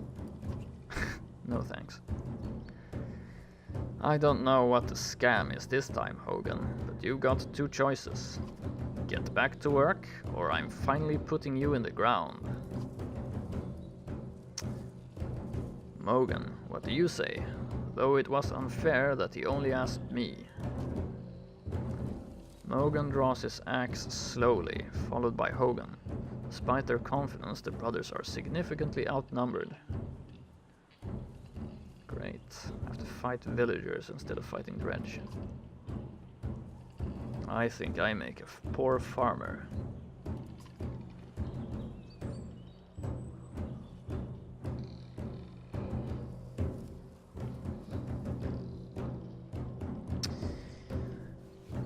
Settle this yourselves, don't get involved. I won't kill men for defending their homes. Side with the villagers.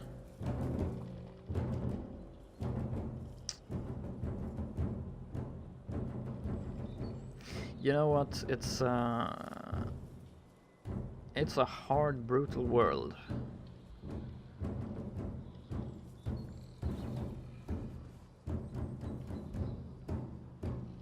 Let's make this a fair fight. We need strong people to join us on our quest.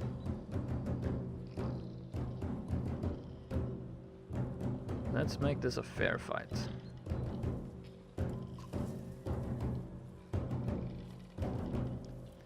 Ivor steps forward. The thugs hesitate. As you pull your axe, you notice that Alette is nowhere to be seen. Uh-oh.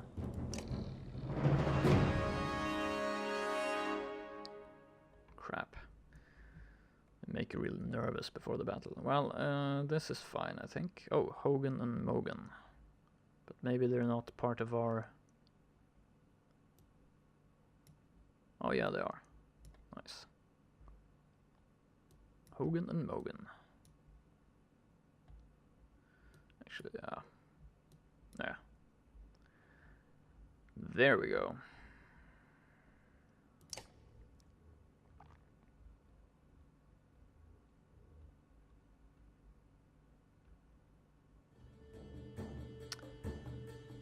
Bunch of thugs, huh?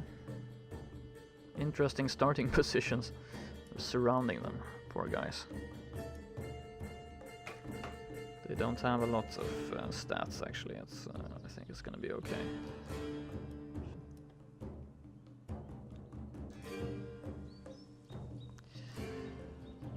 Don't think we want to spread out our forces like this though. Isn't it better to have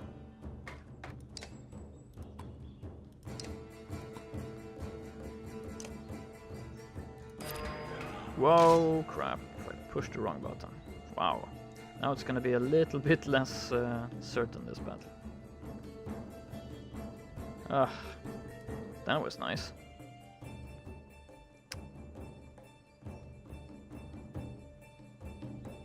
So how far can they move? Pretty damn far, to be honest. Fail.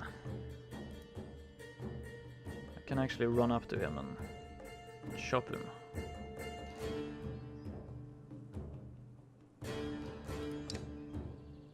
Raider.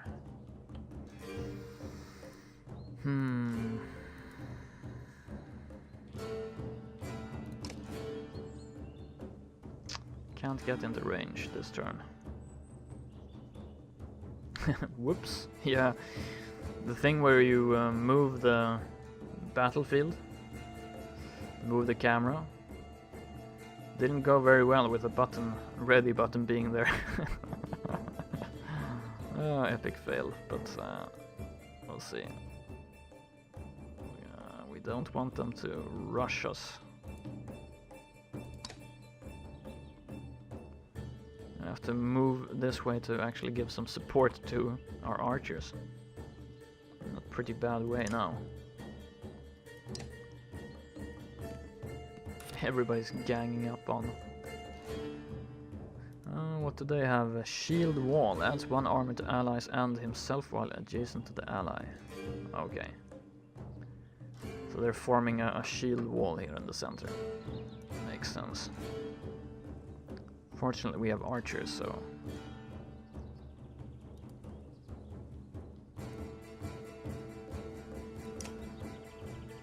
Tryggvi.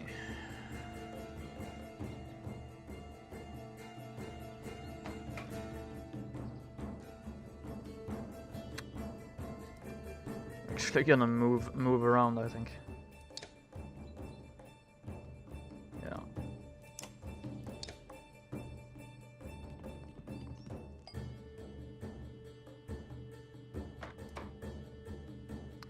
So he can get in range next turn. We will have to use willpower to get in range to hit him.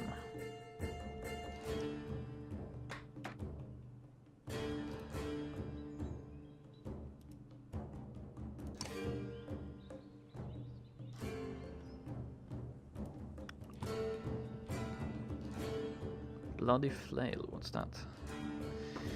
4 attacks at 1 strength or armor each. The last hit adds +1 for each adjacent ally. Nice.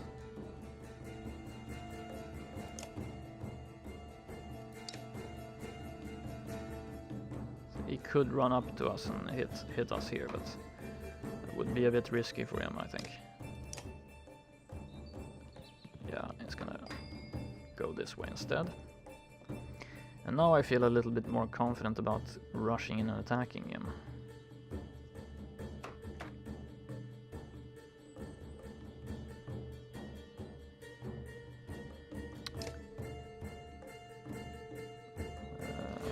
That guy, he can't really join the battle now. Cool. So we're gonna run up here.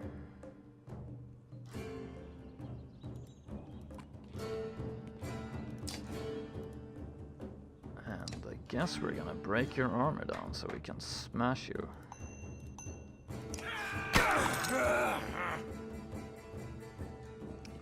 It's gonna get really challenging soon, I think.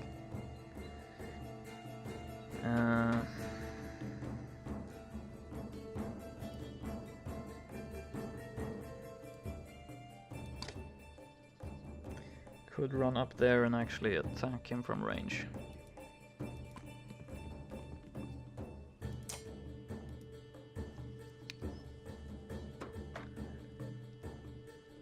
Seven armor.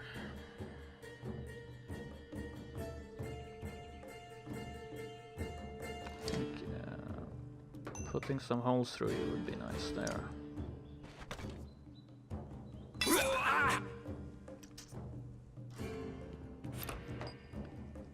Forming a shield wall. Wow, what pitiful range she has.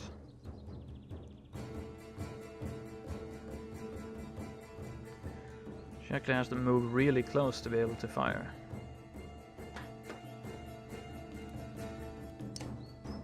Then that guy could attack her. Right? Maybe not.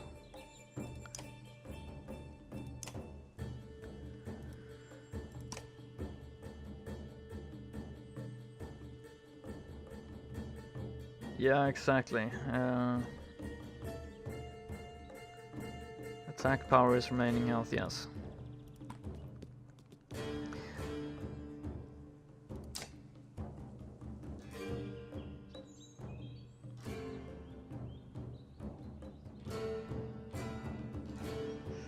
So could shoot him for 3 damage.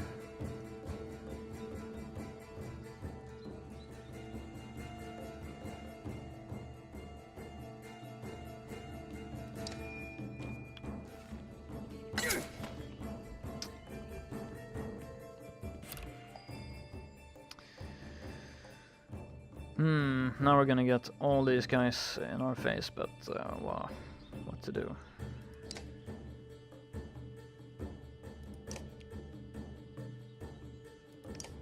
We are the guy who has the armor damaging defense, so it might not be so bad. Do 6 damage to that guy, and probably, actually, we can probably kill him outright.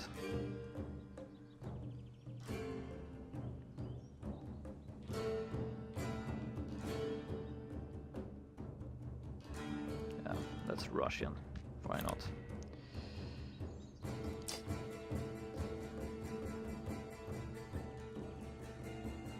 Nine attack. No, it's okay.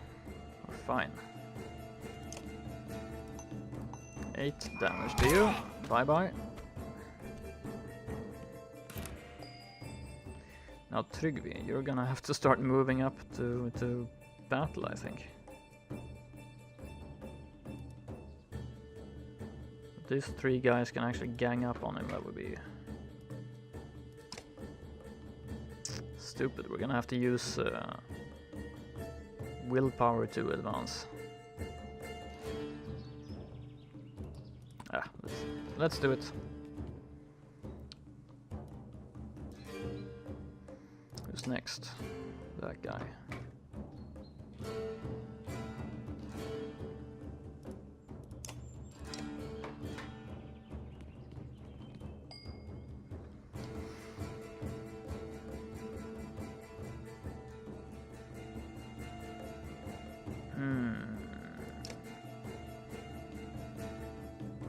He's next. Can't do anything about him.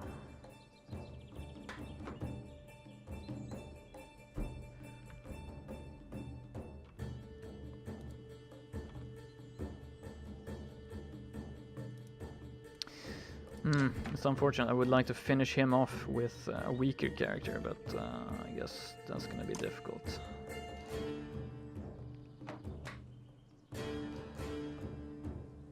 He can't strike diagonally either, no.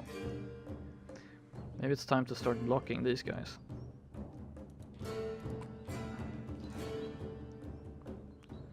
Bloody flail.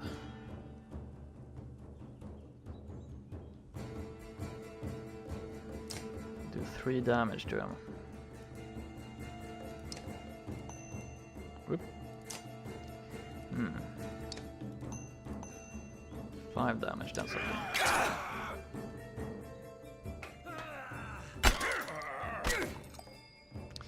The good thing about them attacking this guy is that he actually deals armor damage right back at them, so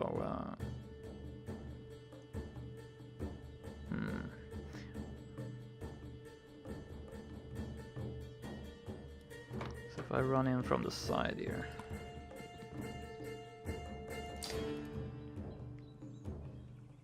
Can't actually kill him, I can get him barely down to 1 attack.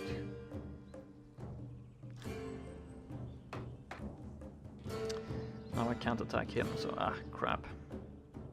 That was a bit poor judgment there.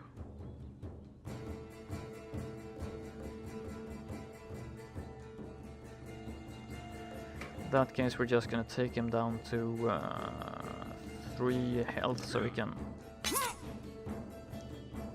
actually finish him off next turn. These guys don't seem to know what they're doing.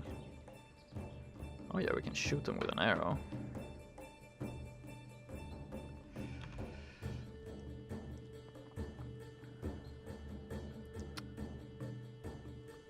Could do 4 damage to him. We can kill him actually.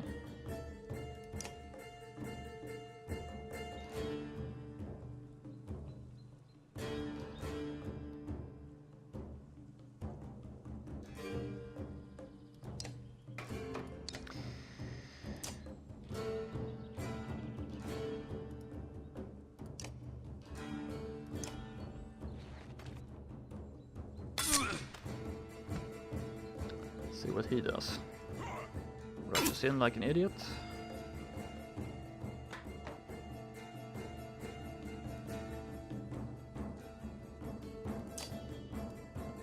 Can we take down some of your armor so we can actually kill you next round?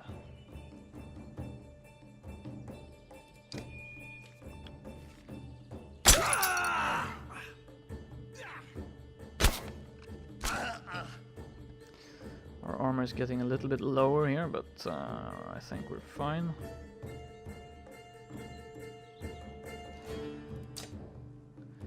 Nine armor, huh?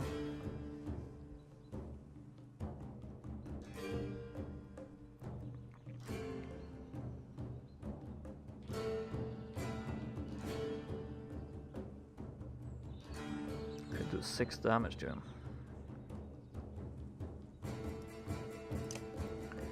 6 damage to armor and then smash him the next round.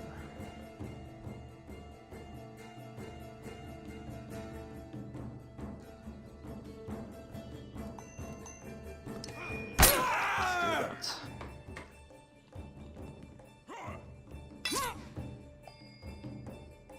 Finally, Tryggvi.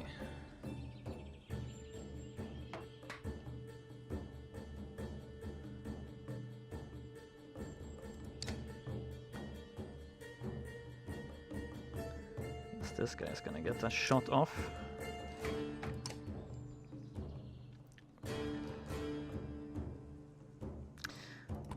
But we're fine. We'll just attack you. Actually taking you down a bit. The icons are pretty small. You have to be very precise when you're clicking it. Prevent him from injuring us. They're still chipping away at their own armor here. So, Mogan.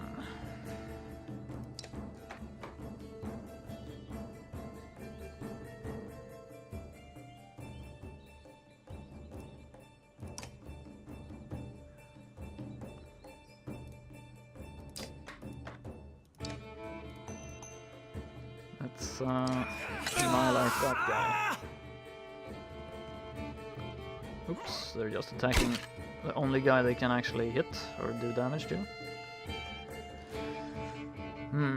He has 6 damage potential.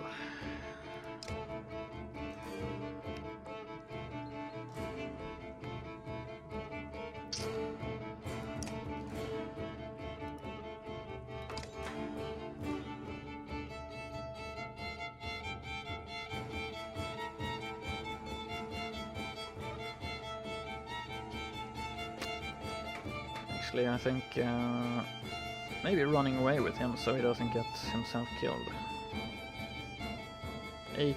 Oh wait, it's fine. We're fine. Gonna have to break down the armor so we can continue injuring them.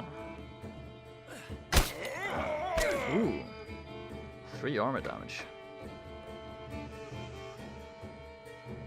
Now we're gonna have to kill some of these dudes before they kill us.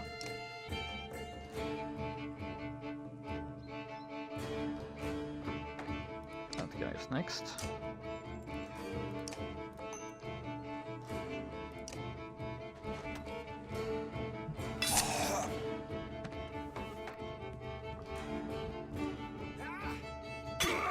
Ooh, crap. Taking a lot of damage from them now.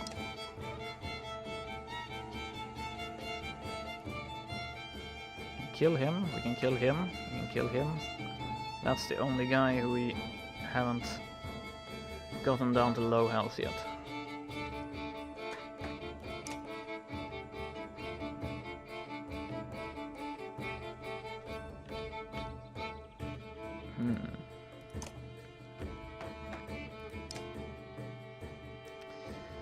So he has 3 damage he can deal. Can't get through his shield. It's not a threat. It's either that guy or that guy.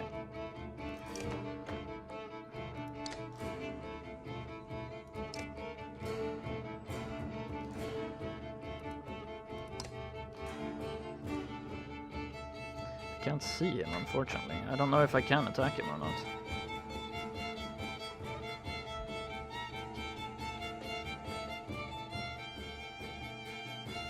Maybe I don't have a line of sight, I don't know.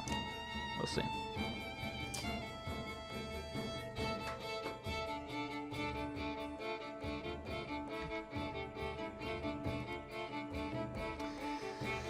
Hmm. 6 damage, that should...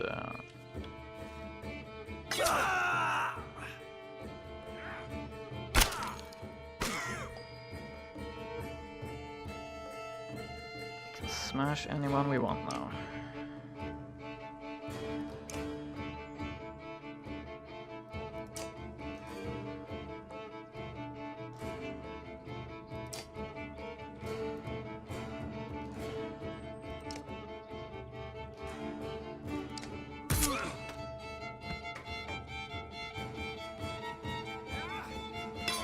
Ooh. Getting a little bit low here.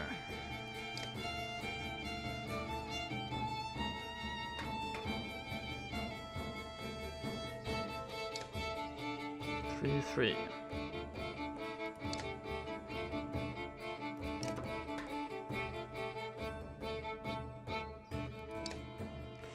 That guy and that guy gets to move.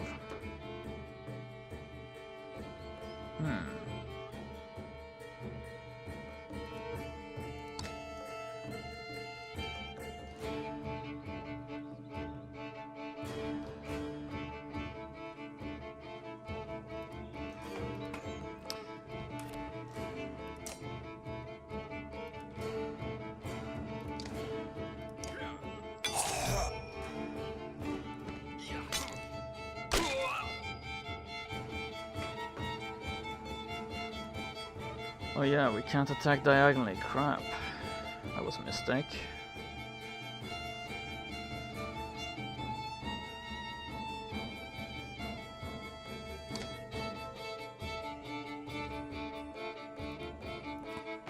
Forget, we can't move diagonally with him. Or attack diagonally. He gets an attack. Fortunately, that's the end of him, so...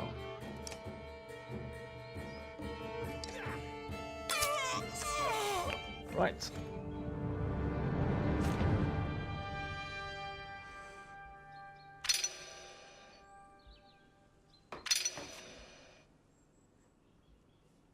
Ooh. Fighting villagers.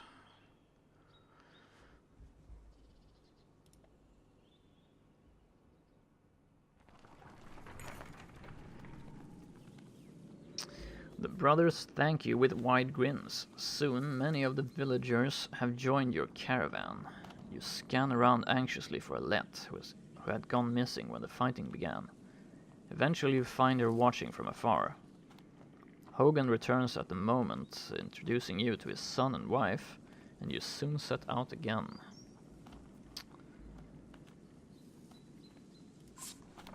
Ooh, 22 fighters, lots of clansmen. Thankfully we got some supplies as well. Alette marches quietly alongside the caravan, a little distant since leaving the village. When you stop for rest, Oddleif approaches you both.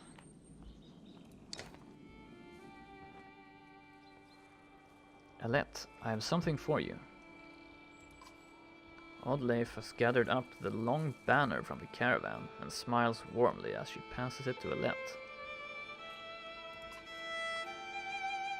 What's this about? I was hoping you'd sew up the banner with everything that has happened since we left Skogar. Come find me another time, Rook, and we'll talk. Before you can comment, she departs.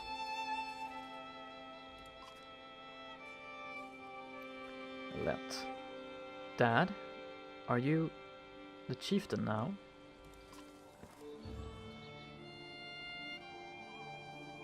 I don't know. Oh, then that means you're both quiet for a moment, while Alette unfurls the banner. Oddleif has been teaching me how to sew. She speaks pretty highly of you. Can we read the part about Mom? You nod. On the banner has been sewn the story of families who lived in Skogar throughout the years, just as is done on every banner in every town. I wish she were here, but I'm kind of glad she isn't. The section of banner about your family is short, but Alette has been sewing in colorful designs. Why do you say that? I'll guess. Whoops. Why did you have to kill those men in the village? Good question. I mean, if it's okay to ask.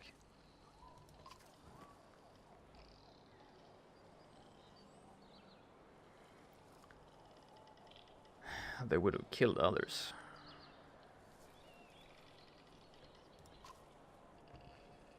But how do you know which ones are bad? Because the dredge are terrifying. Every time we have to fight them, I just want to run, but I don't want to kill a person. Please. Are you mad at me?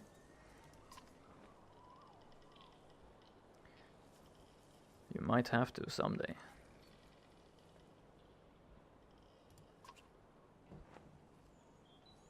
I guess I would do it if I really had to, but do we have to? I know what you mean. Yeah, I know that. I think you're doing a good job. I think I'm doing a good job too.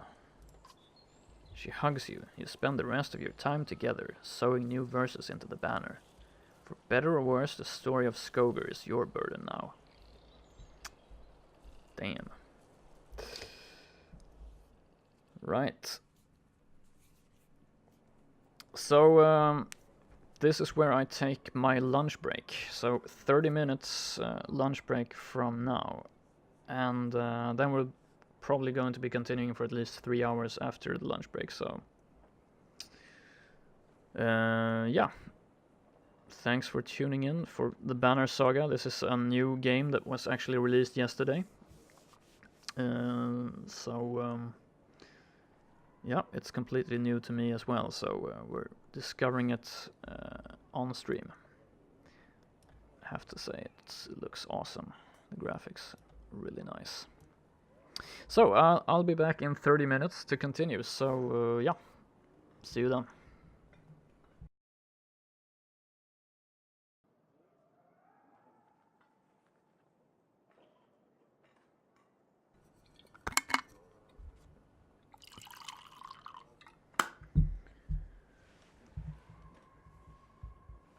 So I think we're actually ready. A bit earlier than I thought. Took shorter time. Made good preparation. Oh.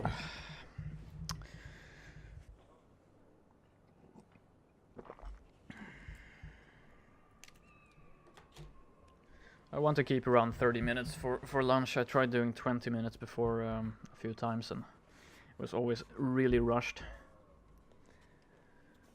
So, yeah, interesting game so far. Really, really nice graphics, nice atmosphere.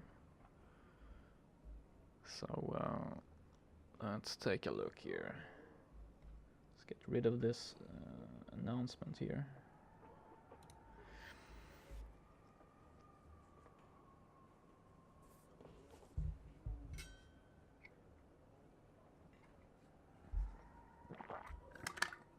Run out of coffee at this rate. No good. So, yeah.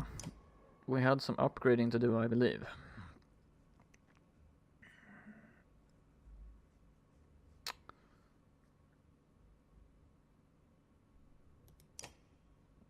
Rank 3 strongman.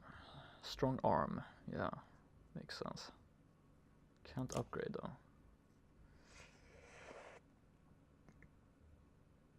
Trygvi, of course we have to promote you.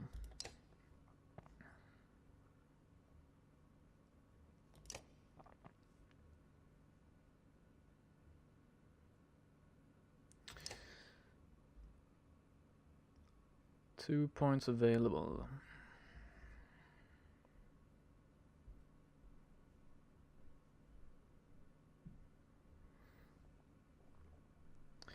No, he doesn't have a lot of armor break. Direct damage you can naturally do to an enemy's armor. Exertion.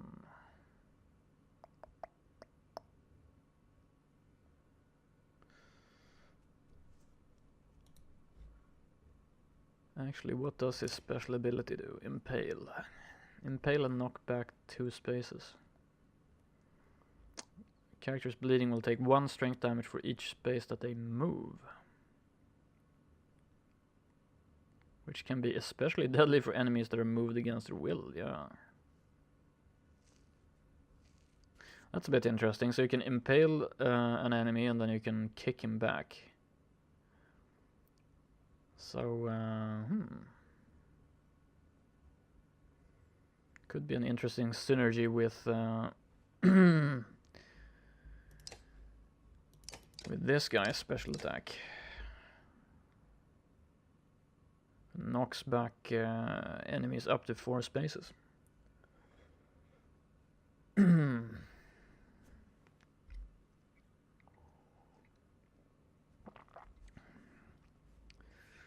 Could be interesting.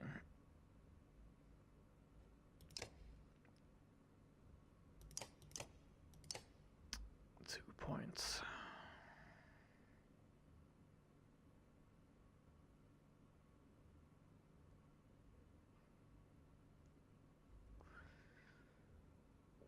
Still think shield like armor breaking is pretty useful.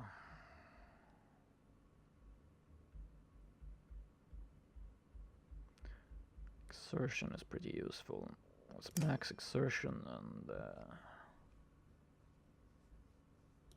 strength?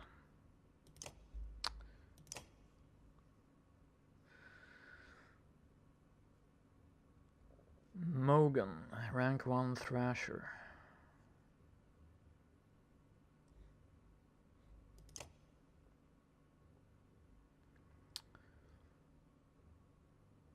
One plus 1 for each ally standing adjacent to him.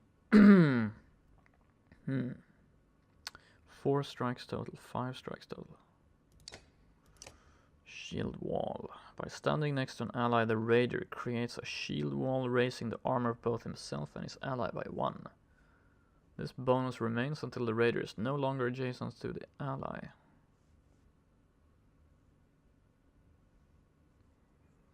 When multiple raiders stand next to each other, this effect is magnified as they grant each other their own bonus. 4 raiders standing in a square formation will each gain an additional 4 armor.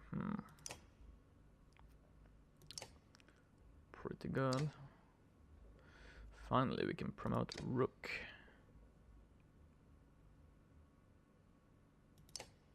Yeah. Absolutely.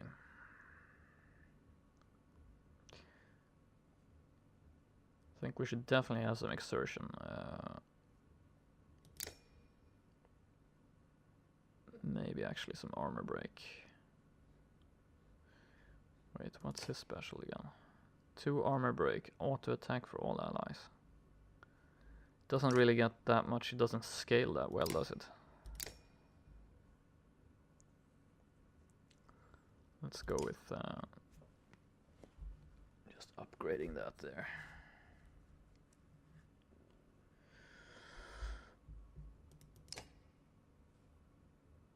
Sky Striker.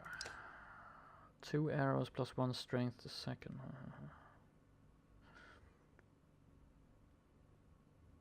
Stopping them in their tracks, ending their turn. That's what's make this useful. I thought doing 1 damage or like doing damage if they enter the square is not that useful, but actually it stops their turn as well.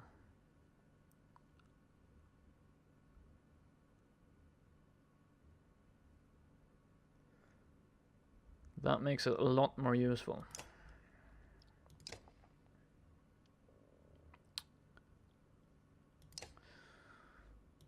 Nice. So actually, Tryggvi is well known in his hometown for being the guy you hope doesn't sit next to you in the mead house, or is yelling loudly in the middle of the night, or building a collection of spears, far more numerous than most men would need in a lifetime. He spends a fair amount of time by himself.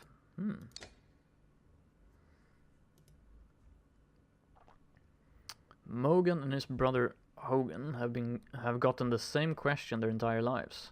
You don't find many twins about, and even fewer who know how to use an axe. Mogan tends to be the sort to act first and think later. This may explain the scar, amongst other things.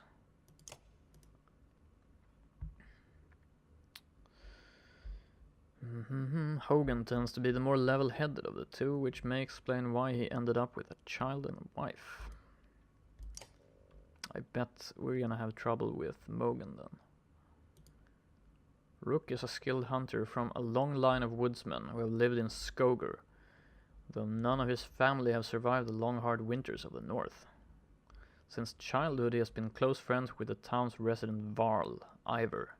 His talents quickly landed him in the position of huntmaster of Skoger, and Rook wrestles with wanting to teach his daughter, Alette, to become a self-sufficient woman, while also keeping her safe from harm, something he was unable to do for his wife Aldis years ago. Oddleif. The chieftain of Skoger was considered one of the luckier men in town when he wooed the beautiful daughter of a well-known fighter.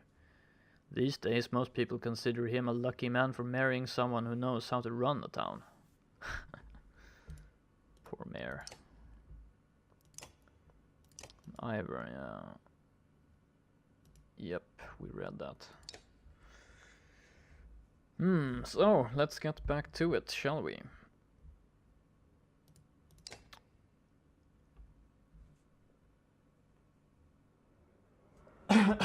Excuse me. So, she's up here in the training ground. Let's talk to her. How are you doing, Odd? Nice. I'm alright. Oh, but I realized after I handed you the banner, I probably gave the wrong impression. My husband's still in and out of consciousness. It doesn't look good. It's harder than I thought it would be. Just not knowing. People tell me I'm a strong woman. It's funny, my father named me Oddleif before I was even born. He wanted a boy so badly. Yeah, I was just about to say that before, but out of respect to the game creators, I thought I'd let this one pass. It's a male name, yeah. Strong woman. What does that even mean?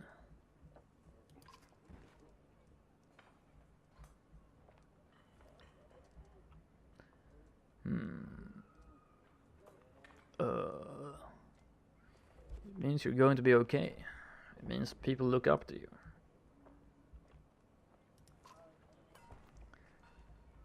Don't take this wrong way. Excuse me. Don't take this wrong way, but I don't want to be known for handling my feelings. If I feel nothing about my husband dying, people think I'm strong. If I cry because my insides feel like they're on fire, I'm weak. Why does that feel so backwards? I'm sorry, Rook. It's been hard. You're not sure what to say. In the many years you've known the chieftain's wife, this is probably the most you've ever talked. You asked me to come find you. Yes, it's about the banner. I thought about it a long time. He asked me to give it to you, you know, if something happened.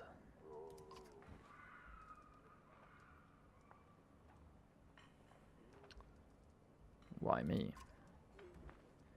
He always depended on you, Rook. It should be mine. I could carry it. But I thought about why he named you. I get it. They won't follow a woman. Families would leave. Our banner would be divided.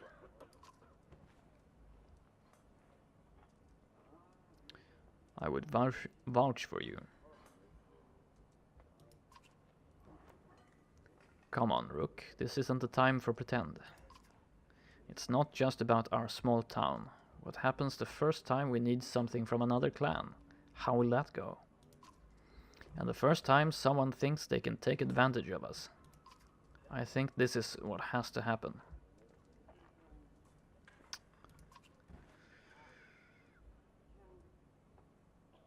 Maybe this is what it means to be a strong woman. She looks sideways, eventually giving over a timid smile. I'm not sure if that's the dumbest thing I've ever heard or the sweetest. Listen, I know I dragged this out. The truth is, my husband and I could never have a child. I don't want our banner to end here. It'll be safe with you and Alette. I know you're going to take care of her. She puts her hand on your shoulder as she heads back to the camp.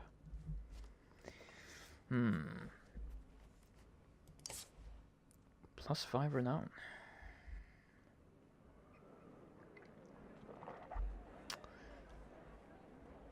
Yeah, right. Don't be so confident.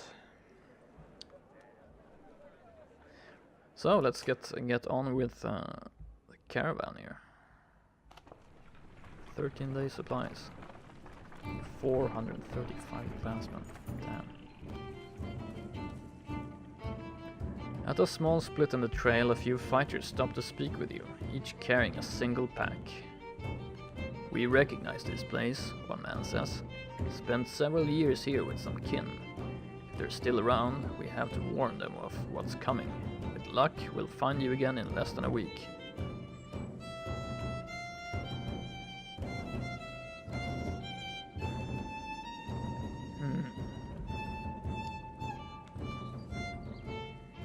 Remind everyone that they're free to do as they please.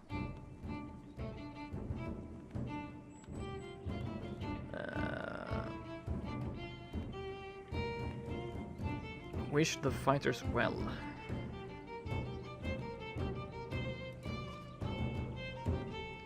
You nod your understanding.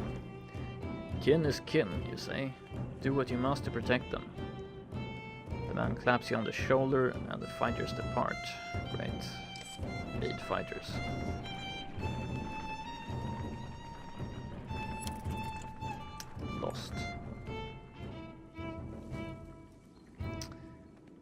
Complaints of Raffensvatter's excessive drinking have resurfaced. This time the man stumbled over some tent ropes, pulled the snag canvas through a campfire, nearly setting a supply wagon aflame.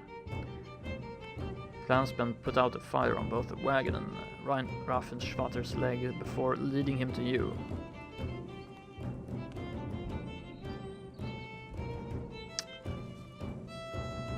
This man drinks nothing but water from now on. Yeah, that's not gonna happen, right?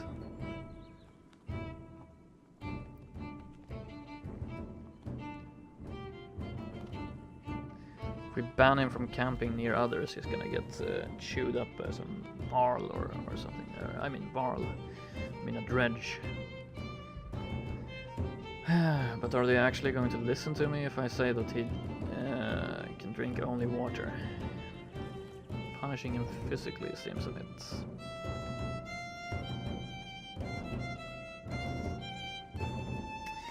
Actually, you know what? Maybe banning him from camping near others is a way to get rid of him, actually.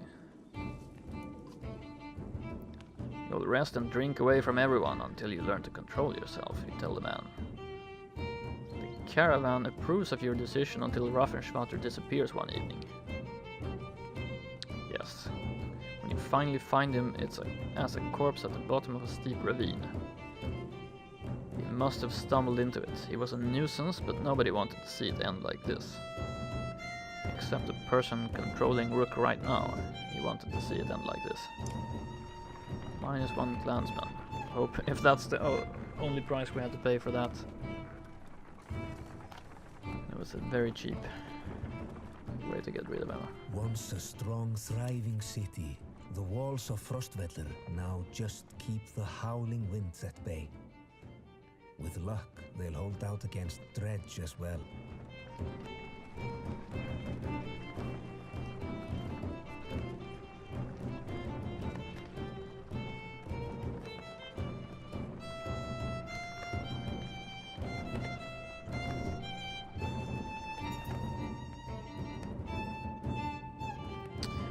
Jostle through fallow crowds of sunken faces who appear as though they've been freezing in front of Frostvellir for days.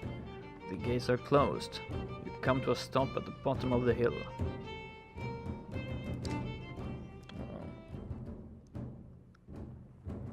This is not looking good.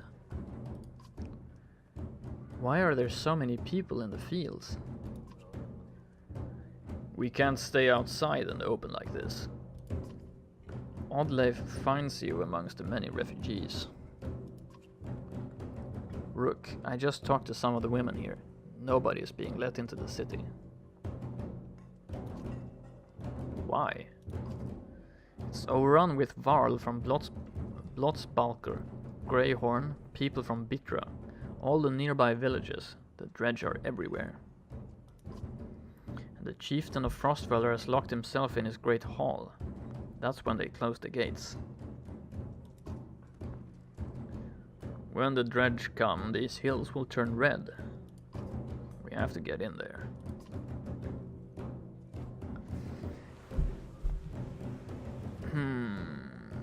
Where else could we go?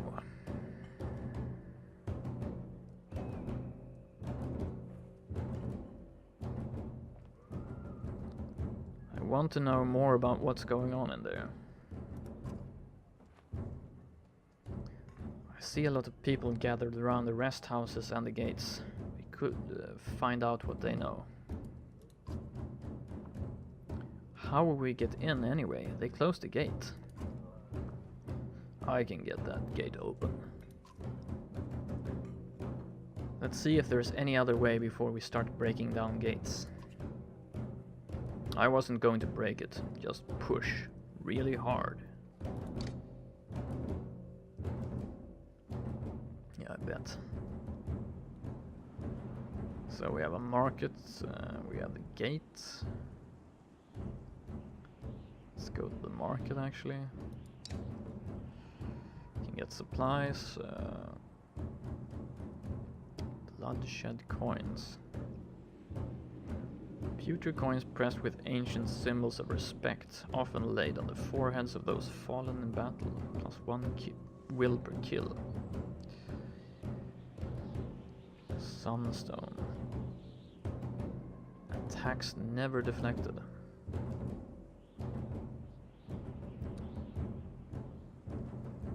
Pretty useful, I guess.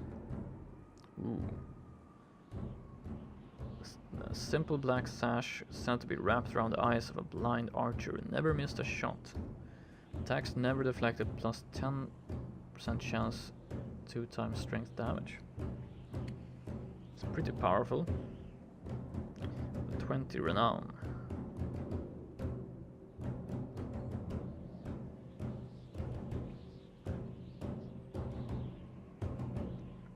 On the other hand,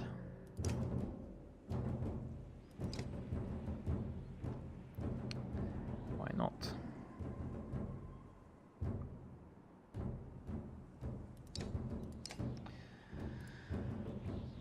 Let's equip our heroes.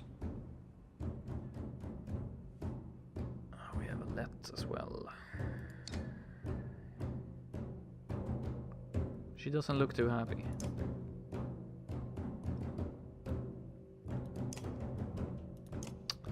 Oh yeah, she has the willpower increase there for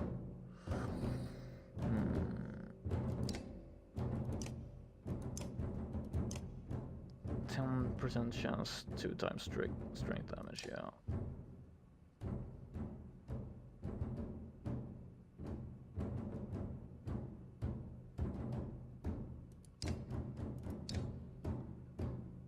Maybe actually he should have this.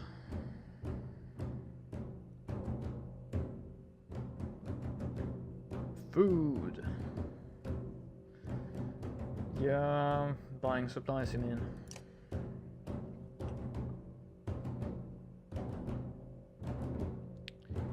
Think about it. Where's our items? Can't we equip? Yeah, here we go.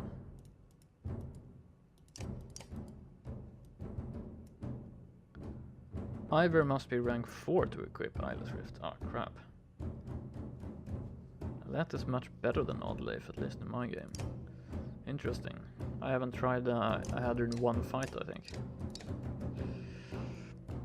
First I thought this ability seemed to be pretty useless, but then I realized that it actually stops enemies in their tracks if they move through that square.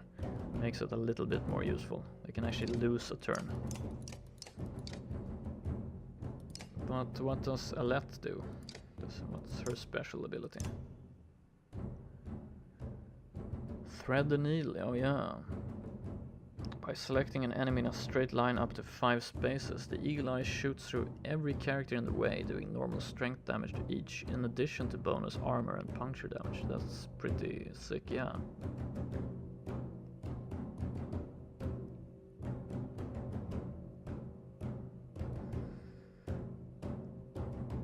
Thread the Needle is one of the few abilities that can damage multiple enemies in a single shot, making it extremely powerful in the right hands. Even though it will also hit allies, some abilities like the Raid Master's Stone Wall make a good combination. Yeah, exactly.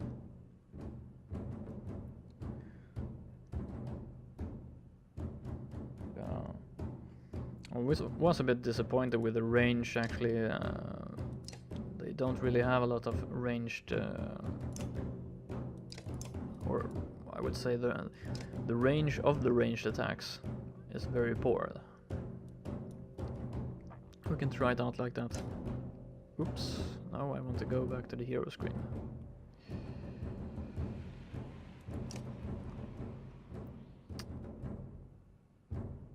She can't use any items though.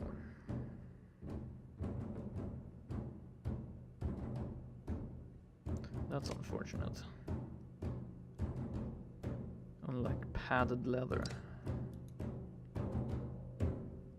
What's this? +1 armor, +1 strength, +1 willpower.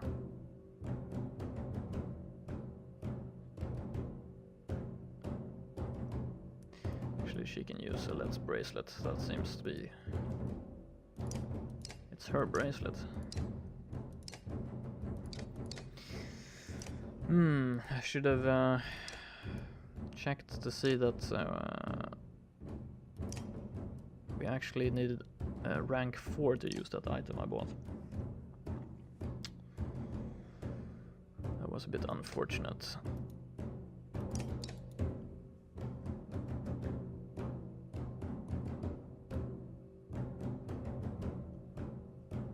But she doesn't need that bracelet if she's going to... She's not gonna be in the fight, right? That locket or whatever it was. Right. So... Nice. Wonder what this is. Huge trees.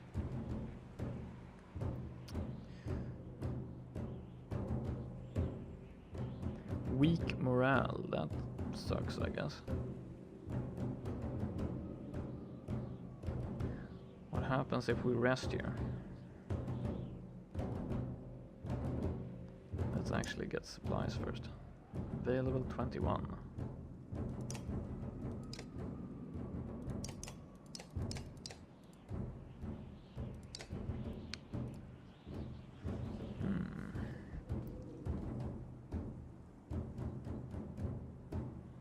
I would prefer to rest inside the gates. You approach the gate where hundreds of people have gathered. In the trodden, bloody space in front of the doors, several pin-cushioned bodies lie unclaimed, as though they simply belong there. Archers up on the wall make it clear that nobody will be getting in.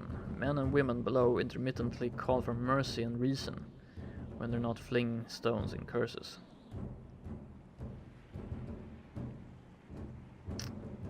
Find out more from the crowd. You spend an hour talking to different people who all have the same story. A couple of days ago, the chieftain shut himself in, closed the gates, and refused any more refugees. They've got huge stores of supplies in there too, adds one man. They're just hoarding them. Try to push through the front gates, shout at the guards, or leave the gate and try something else.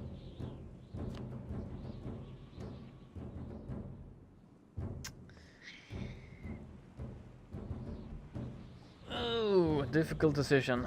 I have a feeling we're not getting in there, and even if we do, I think we're gonna get overwhelmed.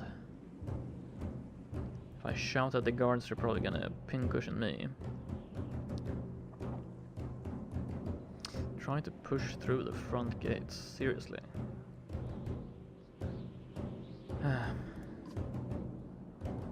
I'm willing to try, grunts Ivor, despite sizing up doors that look like they could hold back an army.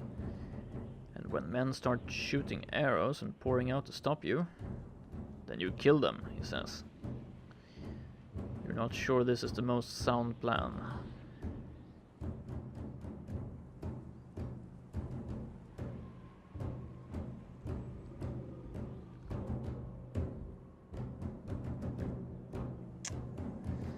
No, I'm not sure it's a very sound plan as well, but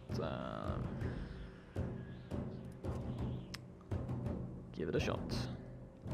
Ivor slings his shield over his back. He steps up to the gates alone. Archers above watch, more curious than anything else. Ivor plants his feet and puts his shoulder against a massive door. Aside from a long wooden creak, nothing is happening. Then, unbelievably, the doors start trembling. The archers shout more to those inside the walls than out. The creaking becomes louder than a crack. Then the doors part slightly. Help him, you shout to the rest of the caravan. When you look back again, you see that nearly everyone has thrown in to push.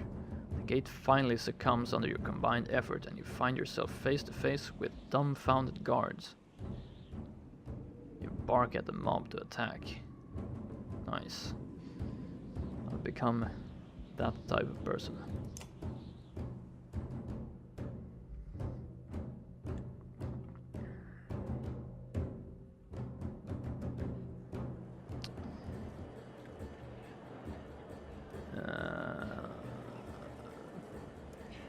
That looks like reinforcements to me.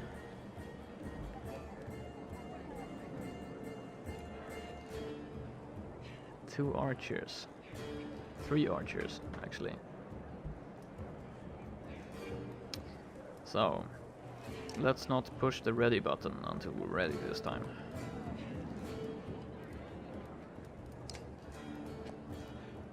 Hello.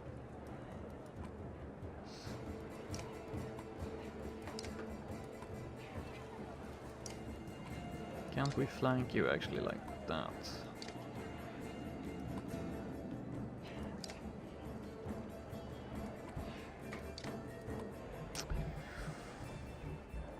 Right, who's first?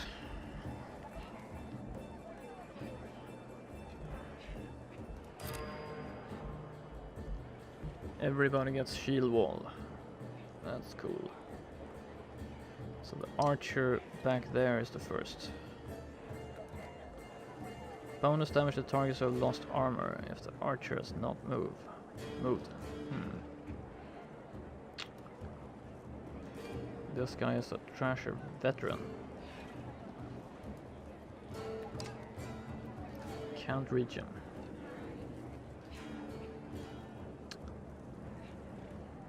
I guess we're gonna have to engage in close quarter fighting regardless, right?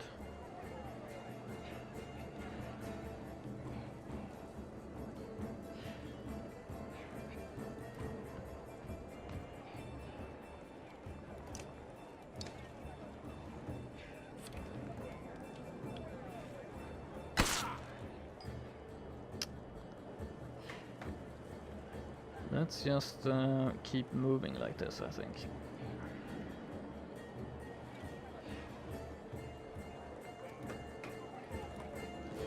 Formation.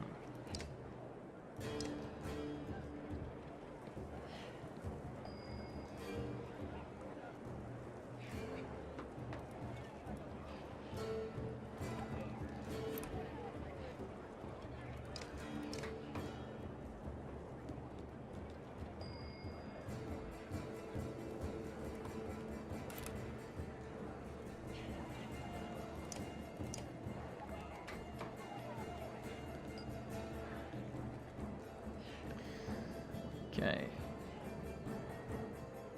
So if I move there, I can actually shoot her.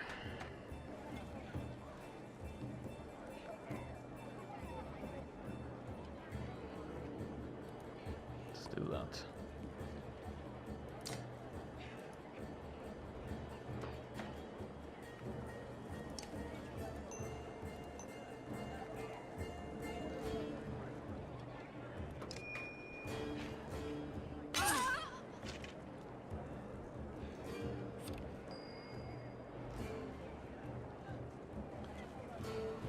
We unfortunately cannot get a shot off here.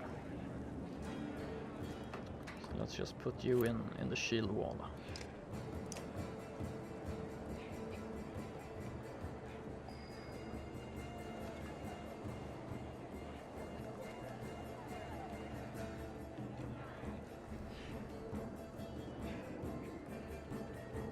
Can be blocking everyone, I guess.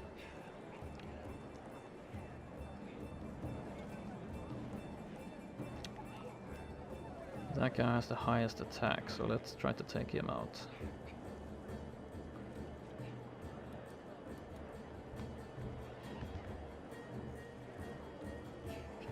12 defense though.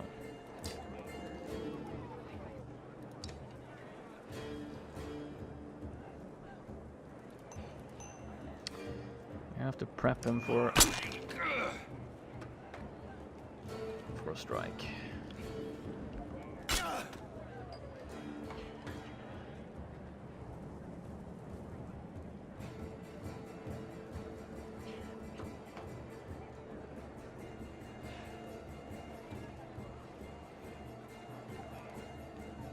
Oh yeah, this is Trigby. He can attack diagonally.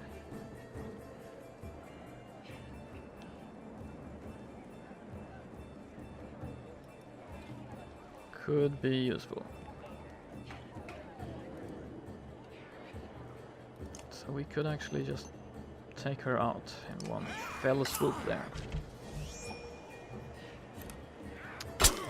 Ooh, 4 damage to shield.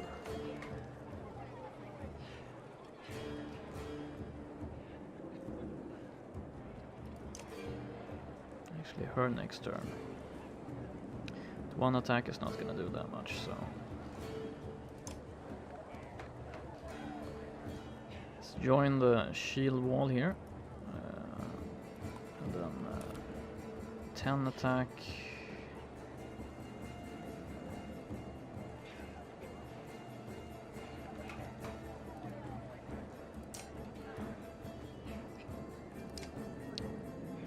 Attack to 6 damage to strength.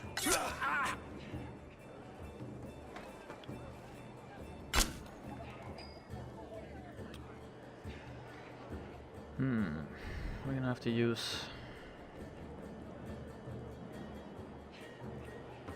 2 willpower actually to just move here.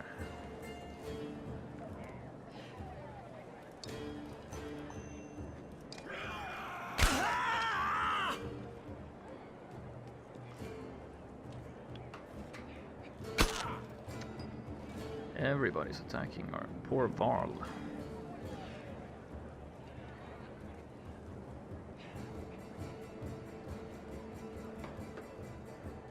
What's up with that?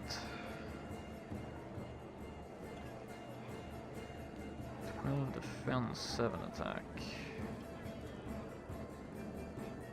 That guy still has 11 attack. Maybe we should focus on him.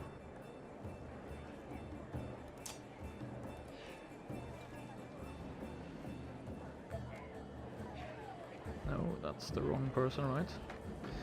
It's getting a little bit like cluttered here. He has 11 attack, so let's actually go for him. 3 damage. We can do 5 damage.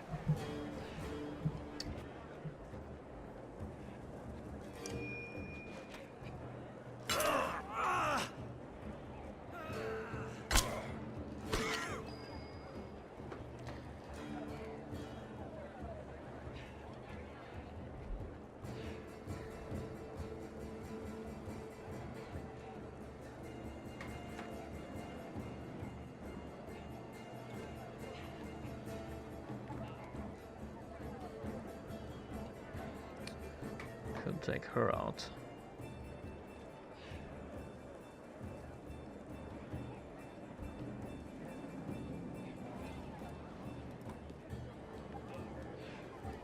But actually, it's better to take one of these guys.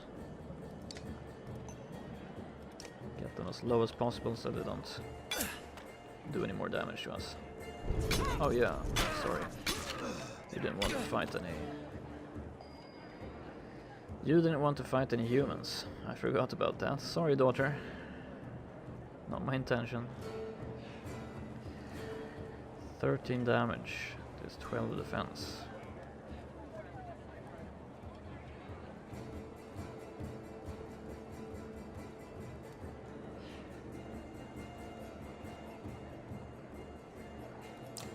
Just smash him. That's just 1 armor damage though.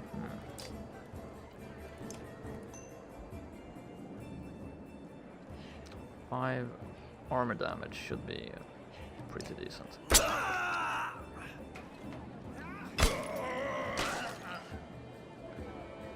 Should allow Trigby to get a nice hit on him.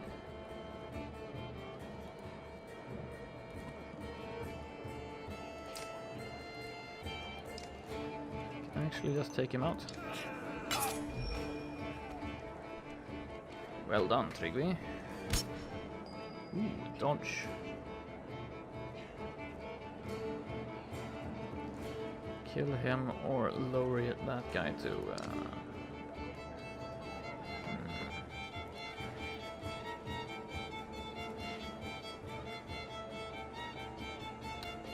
Oh, it's not... It was his turn, but it's not. It's Mogan's turn. Mogan, you can... kill him or kill him. No, we can't actually kill him.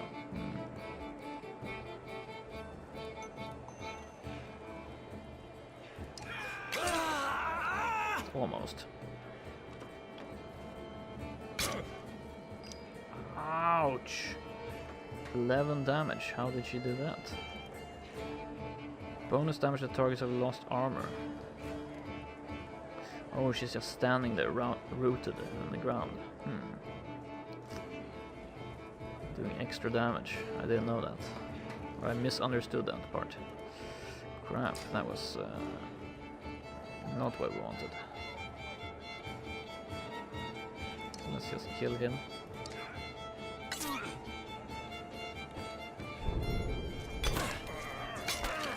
Ouch! Seriously. Ooh, that was a mistake. I didn't know that was the mechanic. Can kill him, can kill her. She's actually up next. If I move there, I still can't attack her.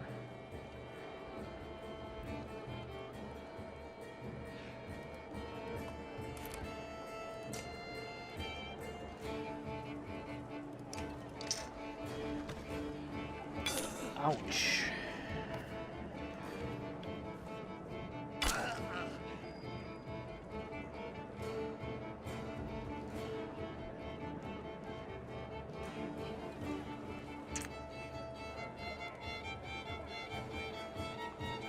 Kill this guy. Oh yeah, sorry. Damn. Pillage mode. Deflect, nice. Now you're gonna get a world of hurt. 5 damage, how about that?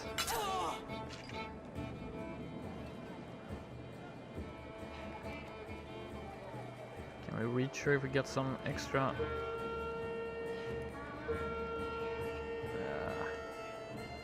Almost.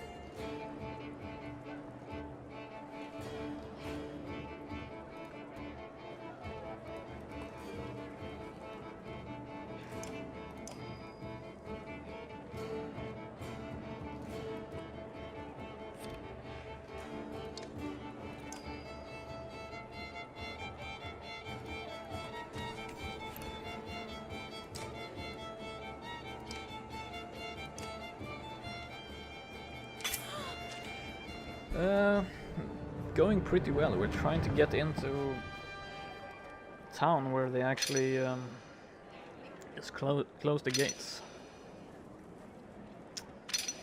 And I completely forgot about Alette not wanting to kill humans, so sorry about that. I think I'll let you shoot someone in the face.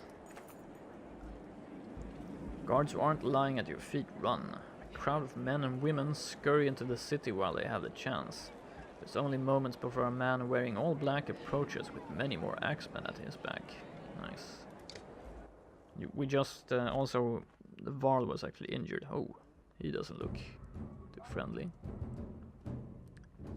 Ekil, what in the depths are you doing? Letting ourselves in. I see that. I'm very impressed. But all those people you just let in here, dead. All those women and children with you, dead. And thanks for killing the only ones holding this place together, Skull. What are you talking about? The man orders his guards to get the doors closed again before more refugees notice. If I knew there were fighters and a Varl outside, I would have brought you in. I'm Ekil, I'm in charge here. You heard about the chieftain? We heard he's hiding out in the Great Hall. Oh really? Think you mean hiding out in a grave? He's eating worms, if that wasn't clear. What happened here? Soon as they heard Dredge were coming, anyone who couldn't swing an axe got one to the head. That's the short story anyway. Yeah, he doesn't look mad at all. At least 3 clans in here warring over turf and food, and the worst are the godforsaken Varl. He He eyes Ivor and shrugs with exaggeration, as if simply stating the obvious. We're in more danger here than out there. Look, I was in charge here before things went to crap. You got some people who can fight. You got a Varl who apparently has the strength of a god. I can keep your flock safe in the Great Hall. You fight for me, and to take back Frostweller. I don't take sides. Too hard to tell when the good guys have become the bad. Fine. Cut these sheep loose and watch your own asses. What do I care? All I want to do now is get out of the damned streets. Think carefully about what you want.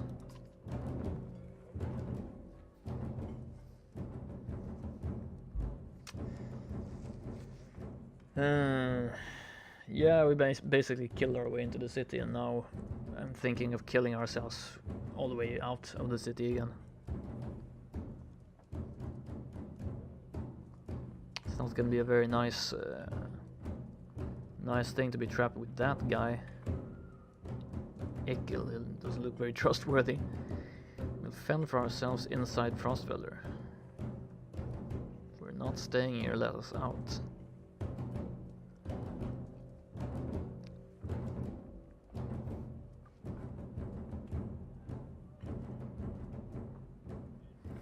Actually, we're not staying here. So let us out. I don't know if that's... Ekel has already shouted to his men, who stared daggers in return. They had just finished closing the massive doors. A fine waste of time and lives. Now get out. You pass again through the gates of Frostweller. You wonder if you just threw away your best chance for survival. Maybe. Hope we know what we're doing. Making it up as we go, Ivor. Definitely making it up as we go. I don't want to be trapped. Chapter 3. Little did they sleep. Don't want to be trapped in that city with madmen.